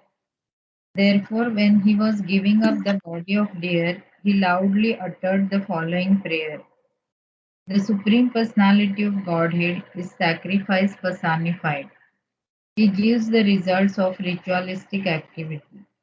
He is the protector of religious systems, the personification of mystic yoga, the source of all knowledge, the controller of the entire creation, and the supersoul in every living entity. He is beautiful and attractive. I am quitting this body, offering obeisances unto him, and hoping that I may perpetually engage in his transcendental loving service. Uttering this, Maharaj Bharat left his body. So as a king, that was his consciousness. And eventually, by the will of the providence, he has to take birth as deer. And what is his consciousness as deer?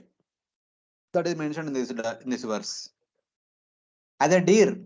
So wanting to give up his deer body, he chanted loudly this prayer. So when he became deer, he wanted to give up the deer body as early as possible without eating anything, fasting for day and night, and taking bath in Gandaki river every day. And he was chanting this prayer regularly. What is this prayer? Yajnaya Dharmapataye, Yajnaya Dharmapataye Vidinaipunaya, Yogaya Sankhashirase Prakriteshwaraya, Narayanaya Haraye Namayiti Udaram, Hasyan Mrugatmapiya Samudajahara. It says that I offer respects, Namayiti, to the personification of sacrifice, Yajnaya.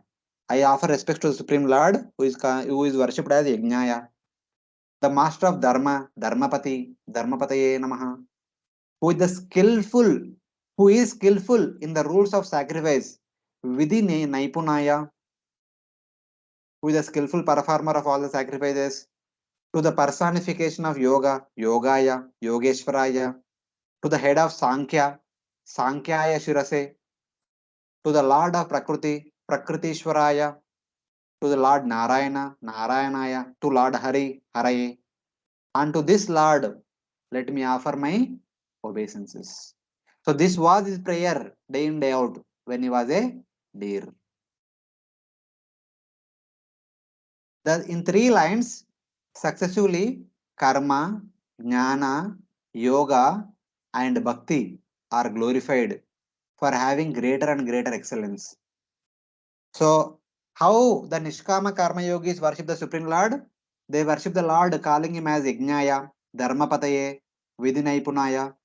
These are the terms used by the Nishkama Karma Yogis. How the Jnana Yogis worship the Supreme Lord?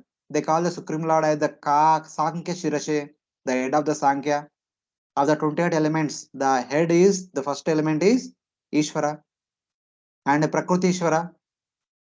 The first element is Ishvara. The second element is Prakriti. So, and Ishvara is the Lord of the Prakriti. So, the Prakriti is the Lord of Prakriti. So, in that way, they treat this, they serve they worship the Lord, the Jnanis. And the yogis say Yogaya, the Lord of the Yoga. And devotees call him as Narayanaya and Hare Namaha. So, like that. So, though the different sadhakas worship him differently, but the deer is worshipping him with all the names. Matlab, the deer want to worship in all aspects. Let me worship the Lord with the names of the Karma Yogis. Let me worship the Lord with the names of Jnana Yogis, with the names of Ashtanga Yogis, with the names of devotees. Matlab, he is so eager to give up the deer body and go back home back to Godhead. He is serving the Lord in 4 times greater intensity than a normal person would do. So this is his consciousness. This makes him Garuda. So like that. I offer respects to the Lord, who is expert in the rules of sacrifice, while desiring to give up his dear body. Not at the time of death, he chanted, since the Lord would make him take birth again to perfect his birth. So this prayer is not only chanted at the time of death, he chanted whole life. He was continuously chanting this prayer, hoping for ending his mental existence. So like that. So this prayer actually one of the good prayers. We can also chant this prayer always. यज्ञाय धर्मपतये विधिनैपुणाय योगाय साङ्ख्यशिरसे प्रकृतीश्वराय नारायणाय हरे नम इति उदारम्. So some simple prayer. Matlab, he is trying to worship the Lord from all aspects. So nothing is left to worship the Lord. Matlab, this shows his eagerness to go to Supreme Lord. And then, how did he lead his life as Brahmana Bharata that we have already discussed? He does not want to give even one chance for material bondage, either by pious activity or by impious activities. So that kind of determination should be there to go back home back to Godhead and see the Lord and serve the Lord in person. So then one can go back home back to Godhead. So that is the character of Bharat Maharaj. So it is like that. Hare Krishna. Mataji. Prabhuji, here in Jad Bharata, means Bharat Maharaj's life, we saw that in his first birth, because of when he was thinking of deer, next body he has to take of the deer, because as Lord has said in Bhagavad Gita, Yam Yam Vapis Marat. So here in this verse, it is said that while leaving the body of a deer, he was praying this verse, and this way he was glorifying the Lord. So if he was glorifying and remembering the Lord at the time of leaving the deer's body, why he had to take the body of Jad Bharata again? Because he was thinking of the Lord, so he should have gone back that time only. Yeah, that is also possible. But why he became deer? He did not become deer because of karma. He became deer because of Lord's wish. Lord's will. So it is by Lord's will only he continued and appeared as Brahmana Bharata. As a result of that, we could hear, even by becoming Brahmana Bharata, he showed the kind of detachment, the kind of eagerness to go back to spiritual world and serve the Lord. Otherwise, if he did not become Brahmana Bharata, we did not understand that. So that is Lord's desire. As a result of that, he again appeared as Brahmana Bharata, and in order to show us an example, like that we can understand. So whatever has been said by the Lord in Bhagavad Gita, that is a general rule. But the Bharat Maharaj case is a special case which was done all by the Lord's desire itself. That is a rule. Yes. See, that is a rule for people in general, for everyone Yeah. who are leading a normal lifestyle. But here, he is not subjected to karma. That is for the people who are subjected to karma. Yamim Vapi Smaran Bhava Mandala is for subjected to karma. Okay. See, again, both are different examples, no? Yeah, so maybe means this way we can understand that. But while leaving the body of as of a Bharat Maharaj, remembrance of the deer was also orchestrated by the Lord, and that is why it was seen that okay, he had to take the body of deer. But when he leaving the body of the deer, his remembrance of the Lord was also orchestrated, and Lord wanted him to take another birth to give the knowledge, maybe whatever the But Lord. that also, in one sense, we can also think of the importance. I mean, that human life. Ultimately, one has to come to human life. There, one can practice bhakti very systematically and properly. One can come back to Godhead. Even as a deer, also one could practice bhakti and go back. But human life is more specifically meant for practicing bhakti and going back to Godhead. So eventually, since he practiced bhakti as a deer, so he was promoted to human, and where he can practice bhakti in full-fledged way. So that thus he can attain perfection. So that is to highlight the importance of human life. So like that also you can take. Yeah, that is what like means sometimes devotees discuss this thing now probably like suppose some devotee at the time of death is in coma or something like that, then he may not actively able to take the Lord's name at the time of leaving the body. See, coma But is the state of, see, once again, coma is the state of the sleeping state of physical body, the sleeping state of the gross body. But we cannot say that subtle body is also sleeping. So subtle body is still intact in coma also. So what's yeah, happening in the that's subtle what body, we don't know. I'm saying that only probably like the answer given is usually that even though the devotee may not be able to remember whatever his physical condition was, but Hmm. Lord remembers him at that time. So again, Hmm. the devotee's life will be orchestrated by the Lord himself, and like Yes, that. yes, yes. Yeah, like that we can take. Yeah. Yeah, fine. No issue. So, but anyway, either case we can take. So, if you take Bharata Maharaj pastime, it is orchestrated by the Lord. We can say Lord's desire. But otherwise, if we want to see it as a general story, general lifestyle of a living entity, we can take that. Okay. So, he was a devotee, but somehow he was detoured. So, he has become deer. So, in deer also, he was able to remember his past, and then he has to take birth again as human being, because human life is a specifically is a proper junction where one can cut out of the cycle of birth and death and go to spiritual world. So that highlights the importance of human birth. So like that also we can take. From general point of view, when we are understanding, we should understand this way, and from Hmm. the devotee point of view, that way. Yes, yes, yes. Thank you, So Prabhu. finally, this is the falashruti of the entire pastime, which says, anyone who hears, relates, or glorifies this narration of the saintly King Bharata, those pure qualities and activities are worshipped by the great devotees. A story which heals auspiciousness, long life, wealth, fame, heaven, and liberation. So these are the general benefits of Falashruti. Uh, auspiciousness, bringing auspiciousness, then long life, swastyayanam, ayusham, long life, dhanyam means wealth, yashasyam, fame, swarga, heaven, and apavargam, moksha. All these things can be obtained by those who hear this pastime.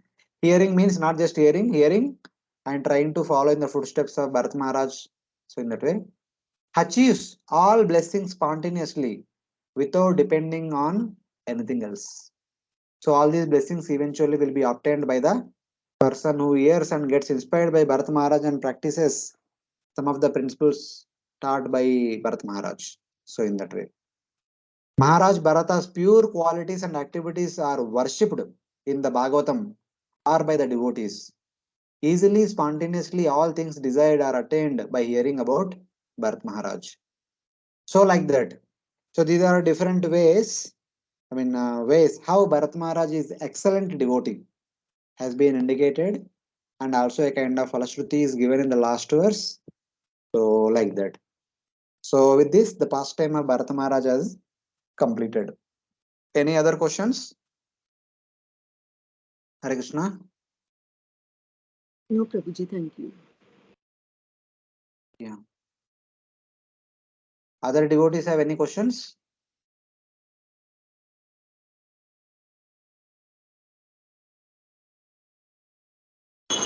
No, Prabhuji, so far no questions. Okay. Thank you. So there is a small chapter, chapter 15, which talks about the lineage of Bharata Maharaj. So we were talking about from the beginning Privarta Maharaj. Privarta Maharaj had 10 sons. Out of 10, 3 became sannyasis and 7 became the rulers of the 7 Dvipas. The eldest was Agnidra, who was ruling Jambudvipa. And we discussed about Agnidra. Agnidra also had 9 sons, who gave the 9 divisions of Jambudvipa to his 9 sons. And eldest among them is Nabi, who was ruling over Nabi Varsha. And Nabi had a son known as Lord Rishabhadev. And he had 100 sons. Of 100 sons, 81 became Brahmanas, 9 became Navayogendras, and of the remaining 10, the eldest was Bharata Maharaj, and 9 was the younger brothers.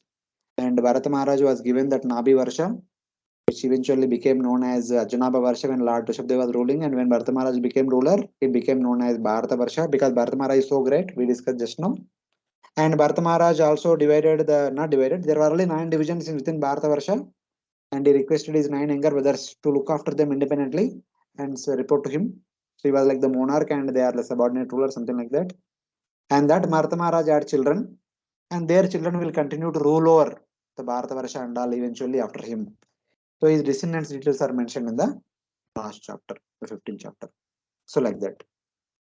In the 15th chapter, the glories of King Gaya and the last king of Prevrata's lineage, Viraja, are described. So in the within the lineage of Bharat Maharaj, there are two personalities are great. One is Gaya, other one is Viraja, and their glories are mentioned in this chapter. So this is a small chapter about 16 verses. So 1 to 4 talks about the descendants, 5 to 13 talks about the glories of King Gaya, and the last two verses talks about further descendants, and the last verse talks about Viraja. So here it says, Sukadeva Goswami says that the son of Bharata, named Sumati, followed the path of Lord Rishabha. Some inferior sinful heretics will imagine him by their own minds to be Buddha, who is not approved by the Vedas. There are two aspects. So before that, we'll see this.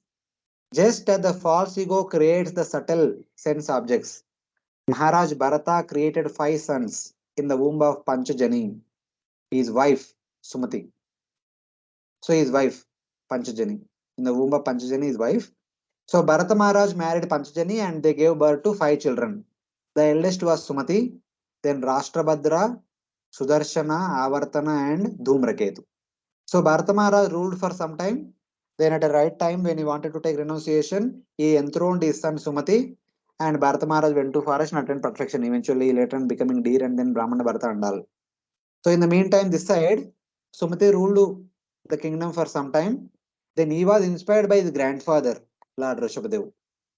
And Sumati, after ruling over the kingdom for sufficient amount of time, he enthroned his son. His son name will come in the next verse. And then he followed the lifestyle, the renounced lifestyle of Rishabdev.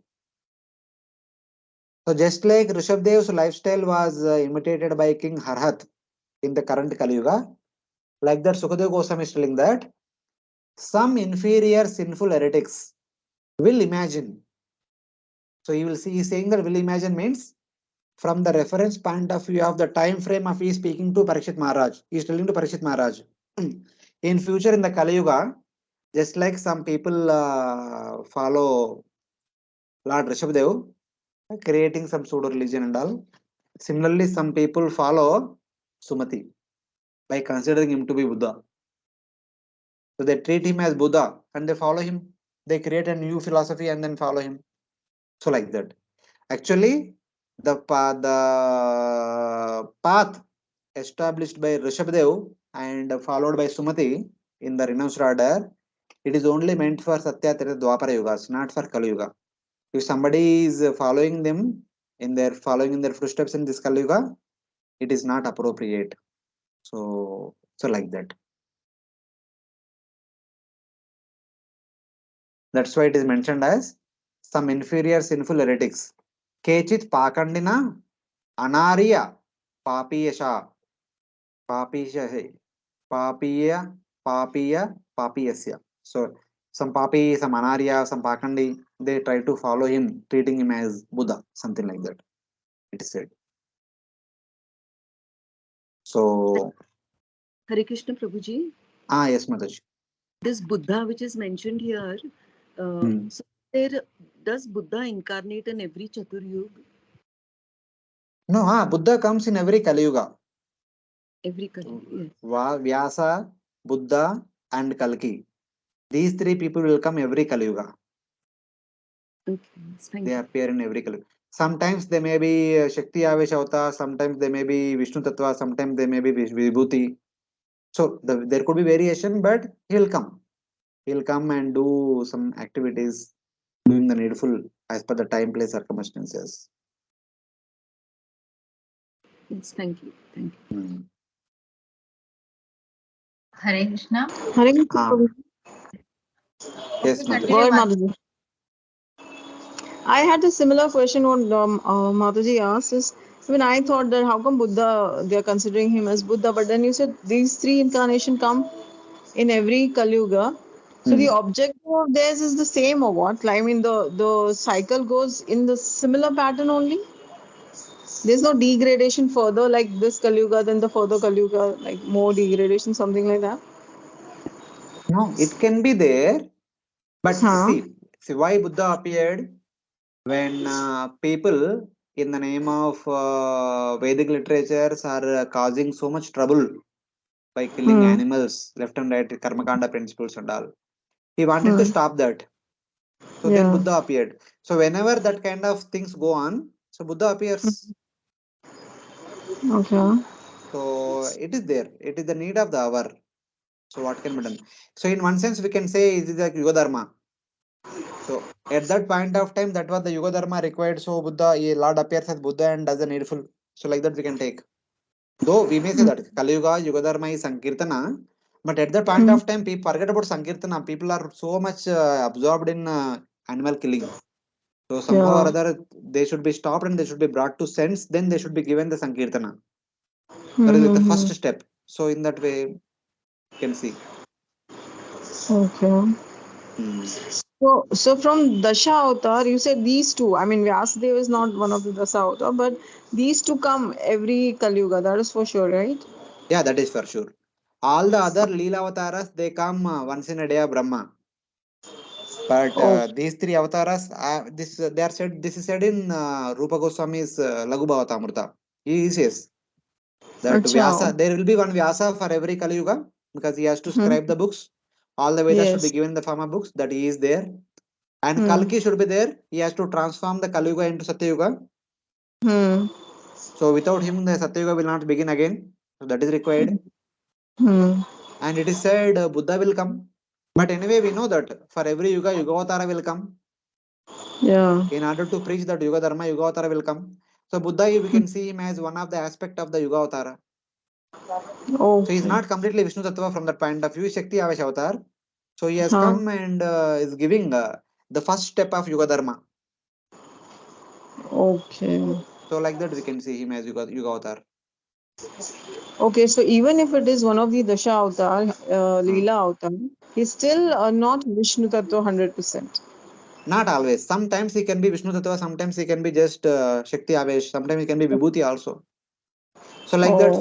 Kali Yuga avatar, we generally hear that the normal Kali Yuga avatar is Gaur Narayan or some name they mention. Some of our Vaishnava acharyas say.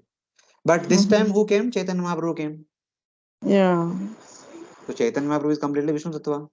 But Gaur Narayana could be Shakti Avesh, not Okay. necessarily Vishnu Tattva. Sure.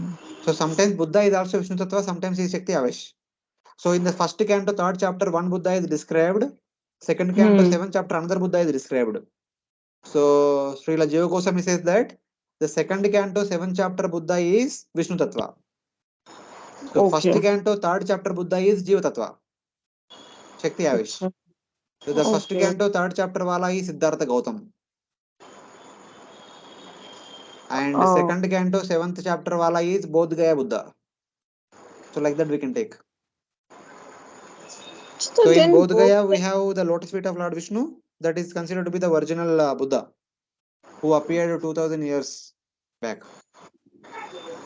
Acha. But that is Ah, the food of Vishnu only, na? I mean, it's ah, we never consider that as Buddha's food, even ah. though if it. That is I mean, Vishnu when. Gaya is when Lord Huh. Vishnu appeared as Buddha. His feet. That is his feet. So what about that story of putting the food on the head of the demon and killing that demon, and therefore that food is there? That can be there. That is also a pastime. That Leela also there, and he appeared as Buddha also. That is also there. And see, when Lord comes, he does not come only to do one pastime. He does multiple pastimes. So we Okay. come to know about all the pastimes at different from different perspectives. So why I'm asking, because when you mentioned Gaya, like Hmm. we specifically go there and perform Shraddha because there's Hmm. a foot print of Vishnu, and that's Hmm. where we offer all the offerings what we are supposed to do, Pindadan and everything. Yes. It is purely said that this is Vishnu's foot. This is Yeah. how it Yes. is. That's what I'm saying. Na? It is Vishnu's feet only. When Lord Vishnu himself appears as Buddha, so that is where he Hmm. appeared. And when Jiva Tattva is empowered to become Buddha, that is Siddhartha Gautam. Okay. So it I is, I heard. mean, simple. Okay. Hmm. Anyway, thank you, Hare Prabhu. Krishna. Thank Hare Krishna. The Buddha with wings appeared 2000 years before. Ah. Is it? Okay. And the recent one is Jiva Tattva. Yeah, the recent Siddhartha Gautam is appeared during the time of Ashok Chandragupta Maurya. Just before that, He's Jiva Tattva. he is Jiva Tattva, is Shakti Avesh, is empowered personality. Okay. Thank you.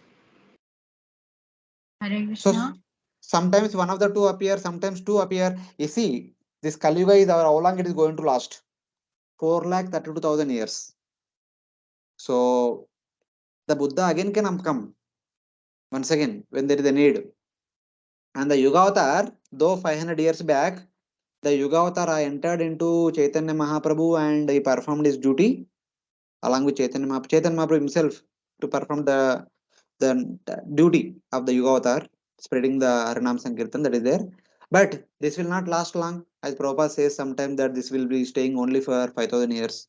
Because the first 10,000 years is the golden period, out of which 5,000 years already passed, 5,000 more years, the Harinam will spread as preached by Chaitanya Mahaprabhu. And after, in due course of time, some other, the governor will again come, again re-preach. So because the yuga is so long, it is not that for the entire yuga you only comes one time that is enough. So that the details will be there for the entire yuga, duration of the yuga. Not like necessarily. They keep coming again and again. Either they themselves come, they send some of their representatives and something like that. For example, we can take the acharyas.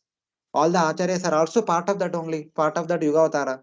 Like Buddha came, then Shankaracharya came, then Madhvacharya came, Vishnu Swami, Nimbarkacharya, Ramanujacharya, and then Chaitanya Mahaprabhu, and afterwards, so many other acharyas, like we can take all the Gaudiya Vaishnava acharyas, Srila Prabhupada, like that many acharyas keep, they're all representatives of the Yuga Avatar.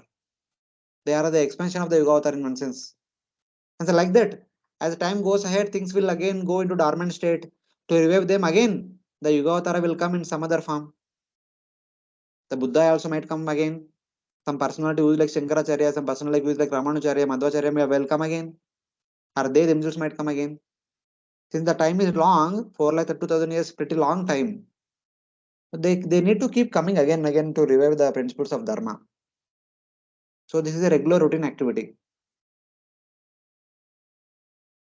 Hare Krishna Prabhuji. Then here the son of Bharat Maharaj, who is termed as a Buddha, he is the third Buddha apart from No, those no, two. not third Buddha. It's not like that. See, how the Jains treat Rishabdev, they consider him to be one of the Tirthankars. Yeah. So that's why I'm telling that not third Buddha. There could be thousands of Buddhas.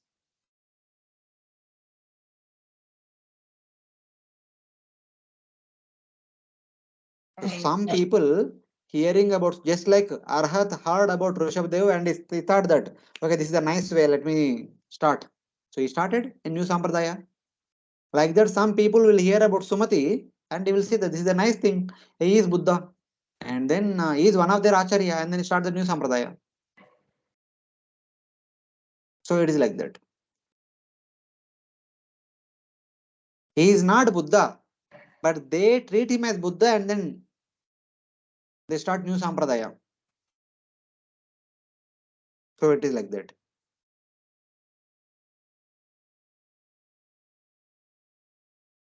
For example, I mean, the past couple of decades back, there was a big hype created in South India. There is Kalki Bhagavan. Everywhere, everyone is talking about Kalki Bhagavan only. It is a hype. It comes sometimes, and sometimes if they are powerful, it lasts long. For last some more time, it will go. If they are not so powerful, it will just dwindle and flew away in the flow of the time. So that happens. But in Kali Yuga, like whatever these avatars they say, they are just means created by the people only. Na? They are not any Shaktiavash avatar or Same anything. thing here also. Na? Here he is the people are creating him as Brahma Buddha, new Buddha.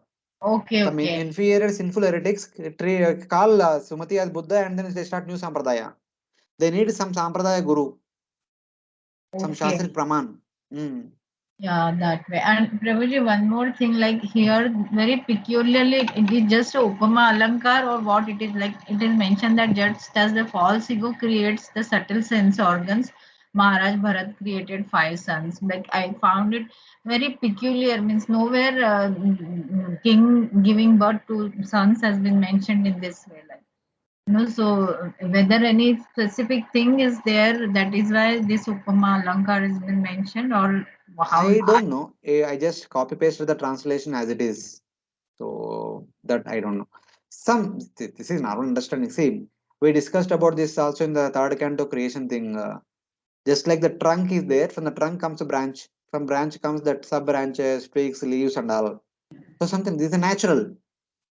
This is a natural thing. Just like from false ego comes the mind, intelligence, the senses, sense objects, and the gross elements. It is a natural thing. Similarly, since Bharata Maharaj married Panchajani and gave birth to 5 children, it is a natural event. So like that. Yeah, thank you.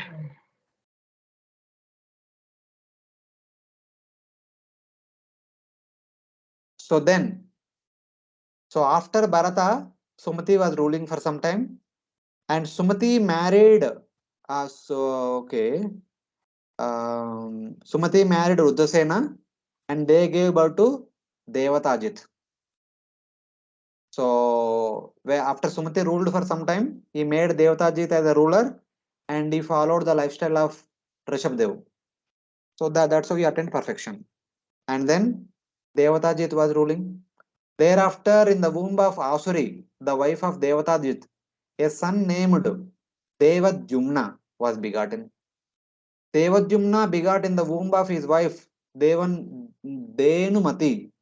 a son named Parameshti. Basically, um, Devatajit married Asuri, they begot Devadumna. Devadumna married Denumati, and they gave birth to Parameshti. And Parameshti married Suvarchala, and they gave birth to Pratiha.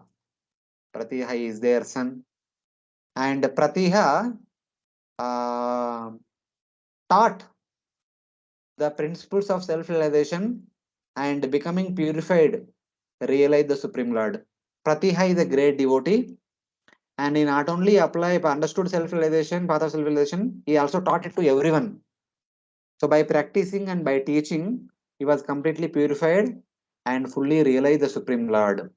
Mahapurusham Anu Sasmara. He was realized the Supreme Lord completely. He's a great devotee, basically. Anu Sasmara means he realized or attained the Supreme Lord. So eventually attained the Supreme Lord. He went back to Godhead. And this Pratiha, since he is a great devotee, in the womb of his wife Suvarchala, Pratiha begot 3 sons. Who are they? Pratiharta, Prastota, and Udgata. So who are expert in performing sacrifices.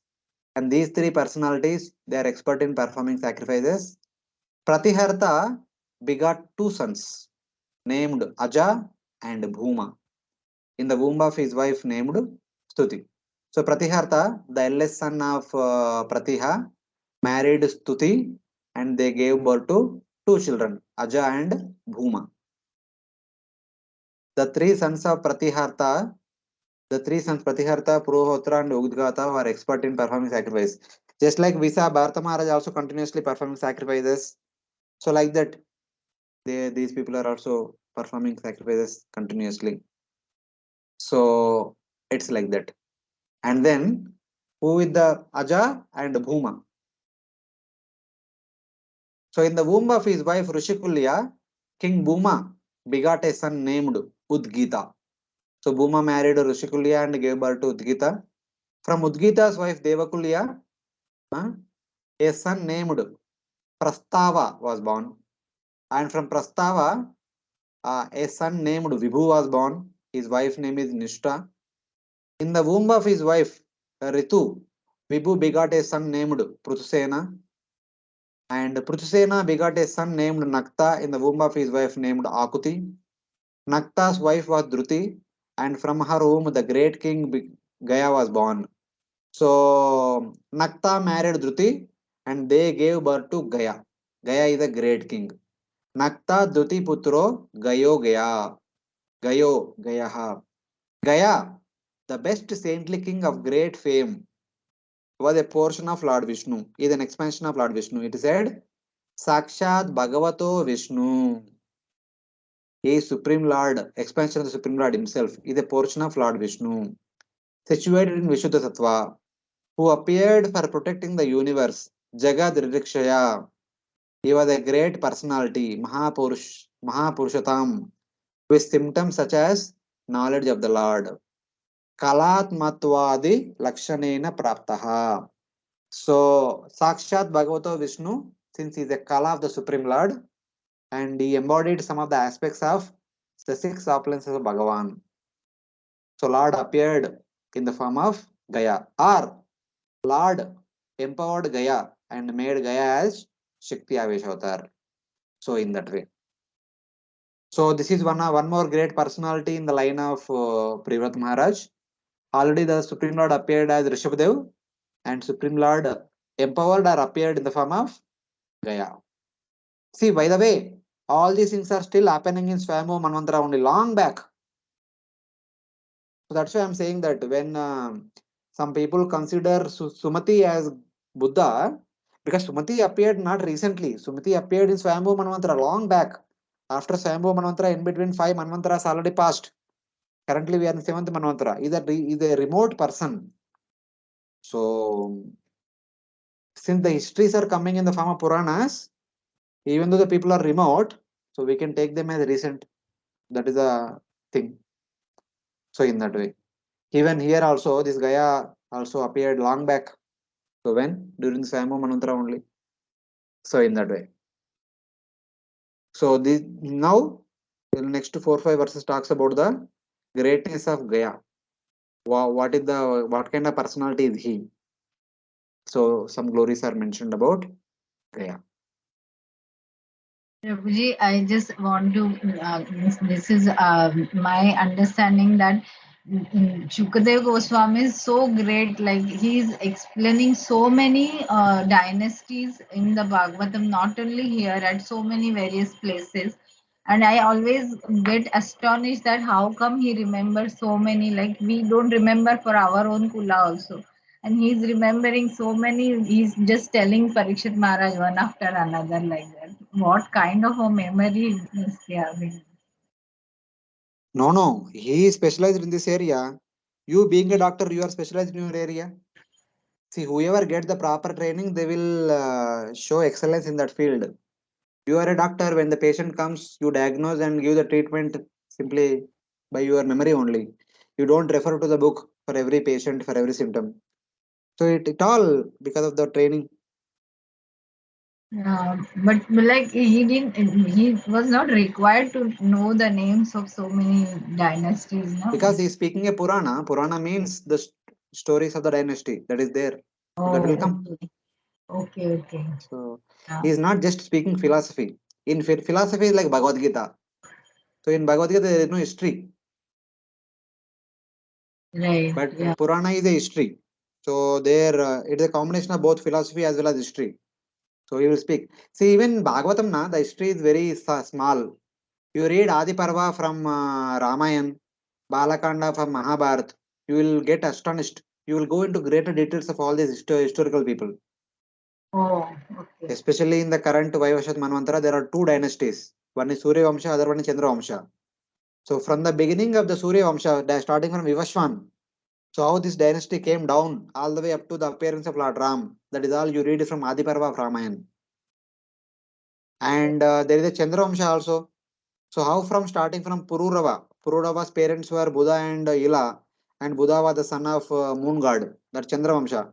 How it began, who are all the different kings all the way up to the Pandavas. That is all you can read from Adi Parva, from Mahabharata, Balakanda from Ramayana, Adi Parva from Mahabharata. Specifically, you understand about the different kings in the Vaivashata Manvantara. And for other kings, if you want to know, you can read the Puranas. The Puranas talk about the different kings in the Swayambhu Manvantara, Chakshusha Manvantara, and Uttama, Tamasa, Raivasa, Swarajusha, like that. All the different Manvantaras which completed till now. All the histories are there in the Puranas. Okay. So So, Adiparva of Mahabharat gives the dynasty of Chandravamsha. yes. So Mahabharata is all about Chandra Vamsha. Ramayana is all about Surya Vamsha. That too in the current Vaivashata Manvantara. That's why they are called Itihasas. Ramayana, Bhagavatam, Ramayana and Mahabharata are called Itihasa because that is recently happened, recent history. And Puranas talks about old histories. Hmm. Purana in one sense talks about the Puran. Purana means Puran ka story, Purani story. Both Paile ka story. So like Okay. that. Thank you.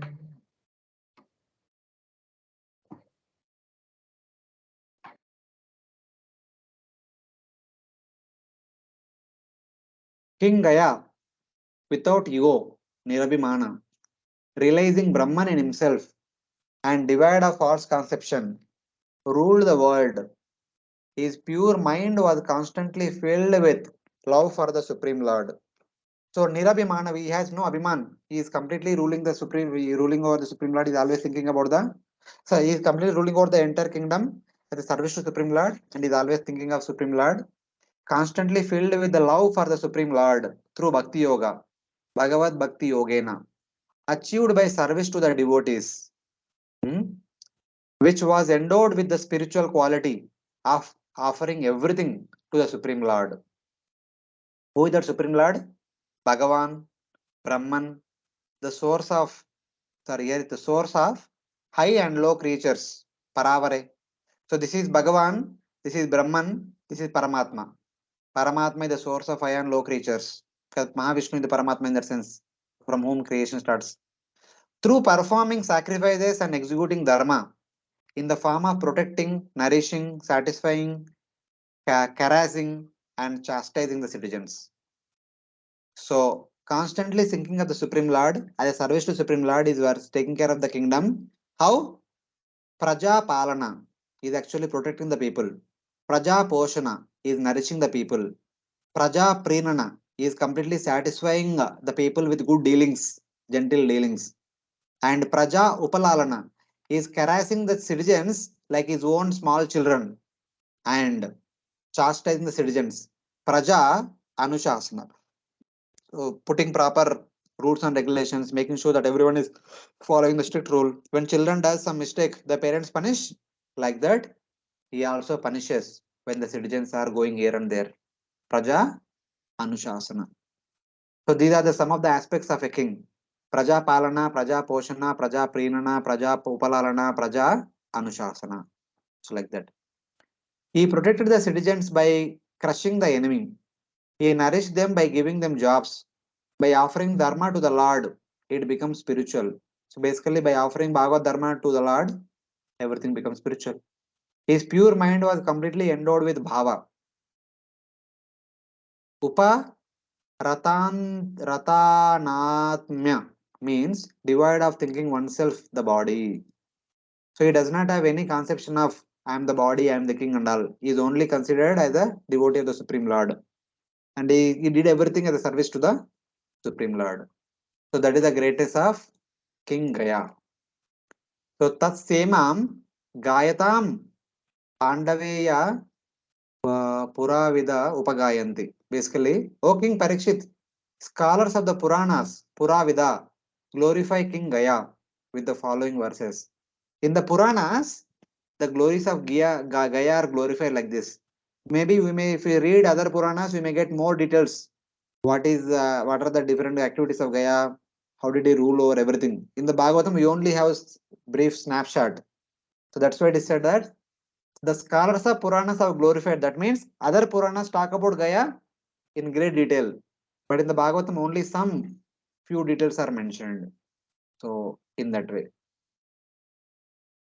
Gayam Rupaka Pratiyati Karma Bir Yajja Bhimani Bahuvid Dharma Gopta Samagata Shri Sadataspati Satam Sasevakonyo Bhagavat Kalamrute. So he is Bhagavat Kala. He is an expansion of the Supreme Lord. What king? So if you remember, Bhagavat Kala means there is Amsha and Kala. Amsha is completely Vishnu Tattva. Kala is Shakti Avesh Avatar. Whenever the word Kala is used, so it indicates Shakti Avesh Avatar. Amsha indicates Vishnu Tattva. Ete Chamsha Kala Pumsha Krishnastu Bhagavan Swayam. So all these avatars which are described in this chapter till now are either Amshas or Kalas of Pumsha, of the Purusha Avatara Vishnu. Either they are completely Vishnu Tattvas or they are Shakti Avesh Avataras. So like that it is indicated.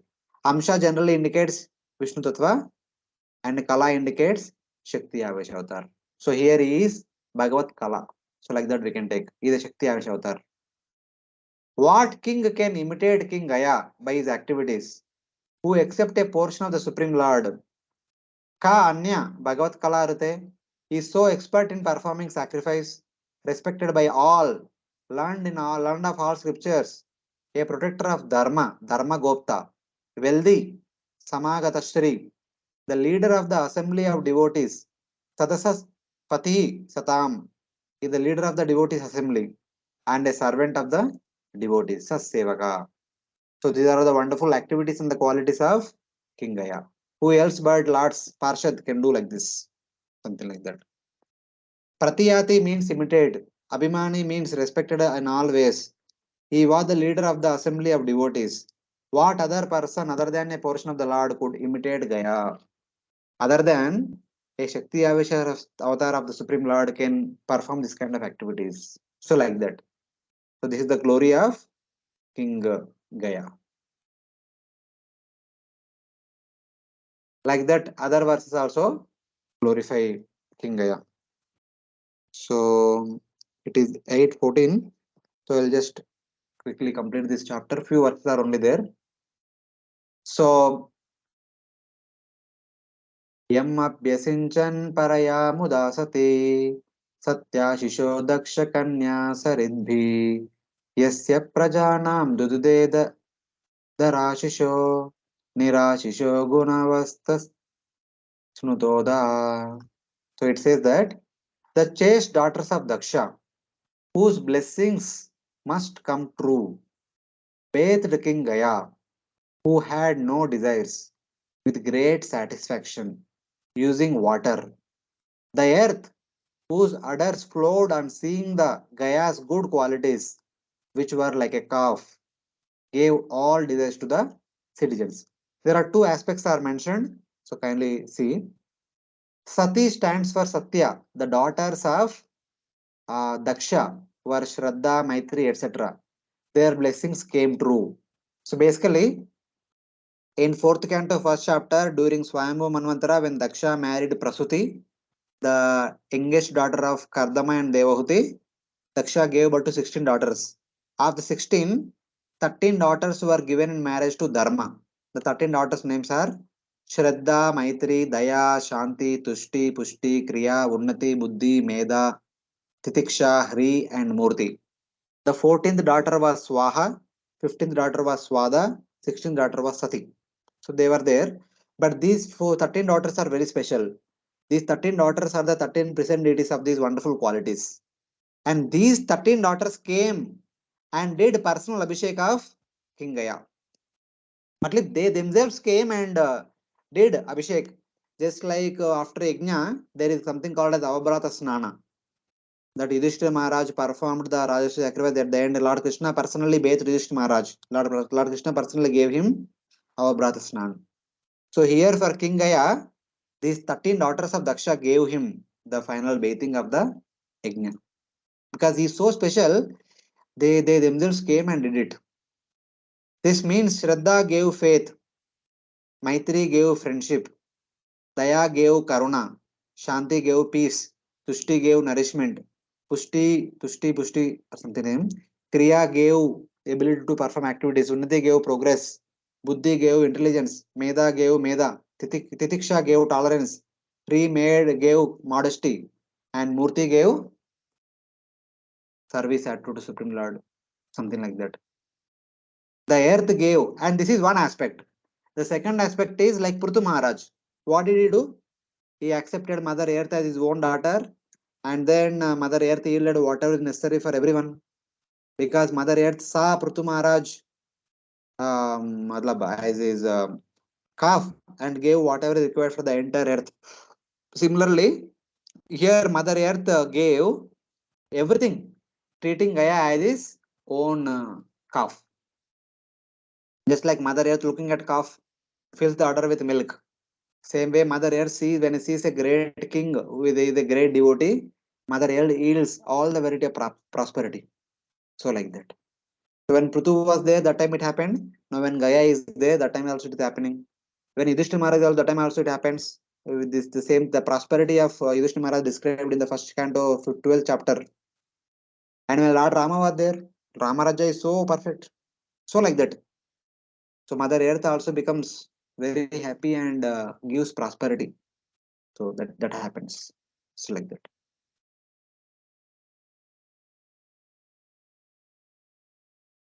So like this. So his wonderful activities and qualities are mentioned. The Vedas yielded all the desires to King Gaya, who had no desires. All kings satisfied with his fighting during war offered tribute to King Gaya. So basically, the Vedas yielded all desires to King Gaya means the Vedas put forth the essence of the Vedas. See, generally we read the Vedas. Vedas has a lot of information. So trying to get the essence is need a lot of work, hard work. But when Gaya wanted to read Shastra, the essence would come in front of him. But Vedas become so pleasing that when the devotee he comes, only the devotional aspects of Vedas will come forth in front of a devotee, something like that. And neighbor kings, they completely surrendered to King Gaya. They never wanted to fight with him because they understand that fighting with him means there is no hope of becoming victorious. They simply surrendered and they happily served him. So they offered tribute to King Gaya. The Brahmanas, respected by charity, offered him 1/6 of their piety for the next life. All the Brahmanas were very happy with King Gaya. So they received nice nice gift, and they offered 1/6 of their piety to King Gaya so that he can have better future in the future. Because though he is a Kala of Bhagavat Kala, but when he was ruling as a king, the people treated him as a king and they blessed him. So, my dear king, you are so religious. May you be blessed with good birth. May you be blessed with the entry into spiritual lessons, whatever it is. So, since they are very much satisfied with him, 1/6 of their piety will go to the king. They blessed with him. The kings worshipped by his arrows during the battle offered tribute.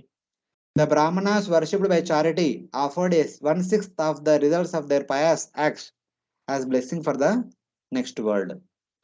So Yajnavalkya Smriti says that Punyam shed bhagam adatte nyayena paripalayan. If a king follows, rules over the kingdom according to nyaya, he will get 1/6 of the piety of all the citizens. If the king rules over the kingdom in unrighteously, he will get 1/6 of the impiety, the sin of all the citizens. Whether good or bad, just by being situated in the position of the king, one gets 1/6 of the karma of the people. Similarly, when a person becomes the head of the head of the family will get 1/6 of the piety or sin of the family members. It is the rule, it is general rule. So if the leader is pious person, if he's doing everything in a religious way, he will only get 1/6 of the good results of all the people performed, all the activities performed by the people of the family or the kingdom. If he is not religious, he will get 1/6 of the impiety. This is the natural principle for everyone. Whoever sits on the role of the leader, this principle applies to them, and especially for the king. So it is like that.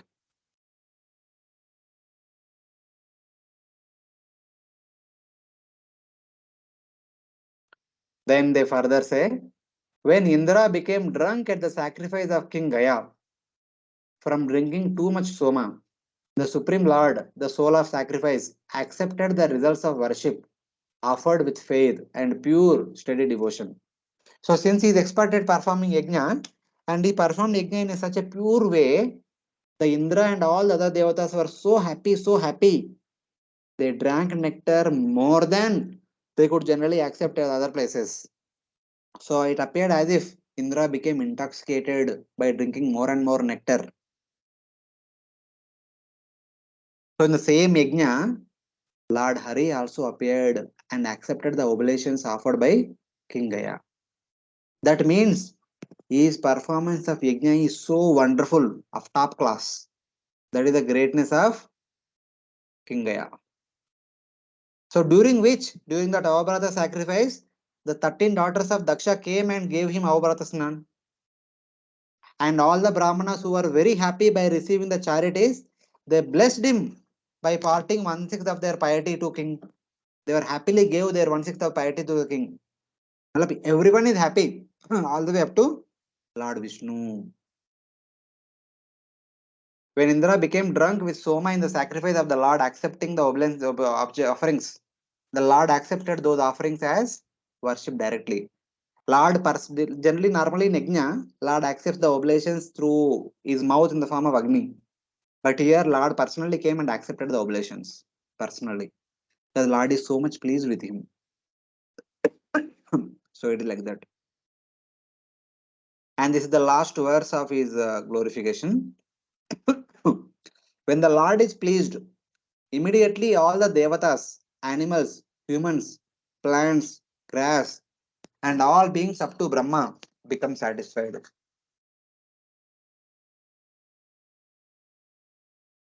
Yasmin tushte jagat tushte.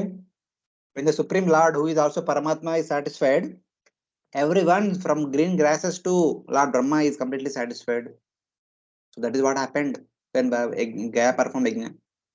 The Lord, the life of the universe, the very form of satisfaction, became satisfied at the sacrifice of King Gaya.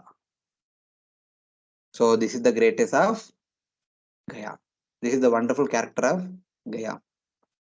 The Lord, by pleasing whom all the beings are pleased, who is the very form of satisfaction, showed his satisfaction. I am satisfied with the sacrifice along with all beings of the universe. So he is Bhagavad Kala and he did all these wonderful activities. For more details of Gaya, you can refer to other Puranas, which might describe him in great detail, great length. So that is all about King Gaya. And after King Gaya, who are there in his lineage? So the other kings in the same lineage are mentioned in the next verses. So in the womb of Gayanti, Maharaj Gaya married Gayanti and they gave birth to 3 sons named Chitrarata, Sugati and Avarodhana. So in the womb of his wife Urna, Chitrarata, the eldest son, begot a son named Samrat. And the wife of Samrat was Utkala, and in her womb Samrat begot a son named Marichi. In the womb of his wife Bindumati, Marichi begot a son named Bindu. In the womb of his wife Saraga, Bindu begot a son named Madhu. In the womb of his wife named Sumana, Madhu begot a son named Veeravrata. In the womb of his wife Boja, Veeravrata begot two sons named Mantu and Pramantu. And in the womb of his wife Satya, Mantu begot a son named Bhavana. And in the womb of his wife Dushana, Bhavana begot a son named Tvashta. In the womb of his wife Virochana, Tvashta begot a son named Viraja. The wife of Viraja was Visuchi, and in her womb Viraja begot 100 sons and one daughter. So 100 sons and one daughter were the children of Viraja. Of all these sons, the son named Shatajit was the predominant. He was the eldest and the best son among all the 100.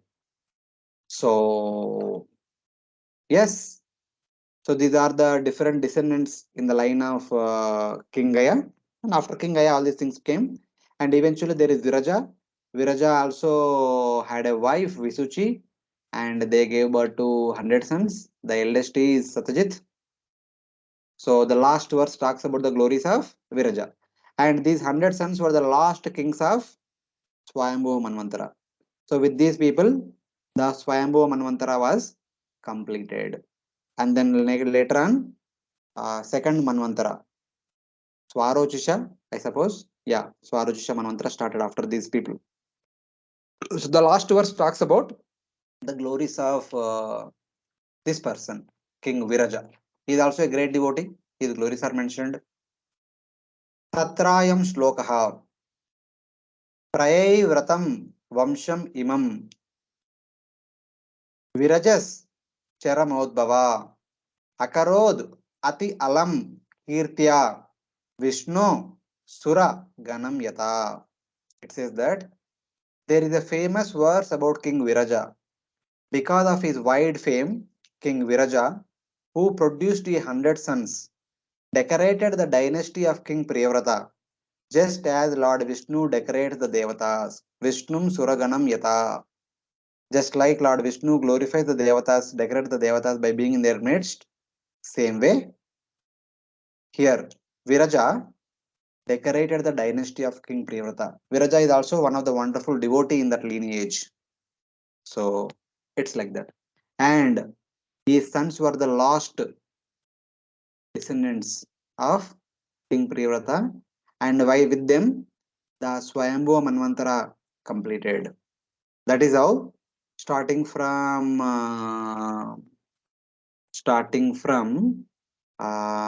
chapter 8 of fourth canto, the descendants of Uttanapada are described in the entire fourth canto, and in this canto, starting from chapter 1, the descendants of Priyavrata were described all the way up to this one.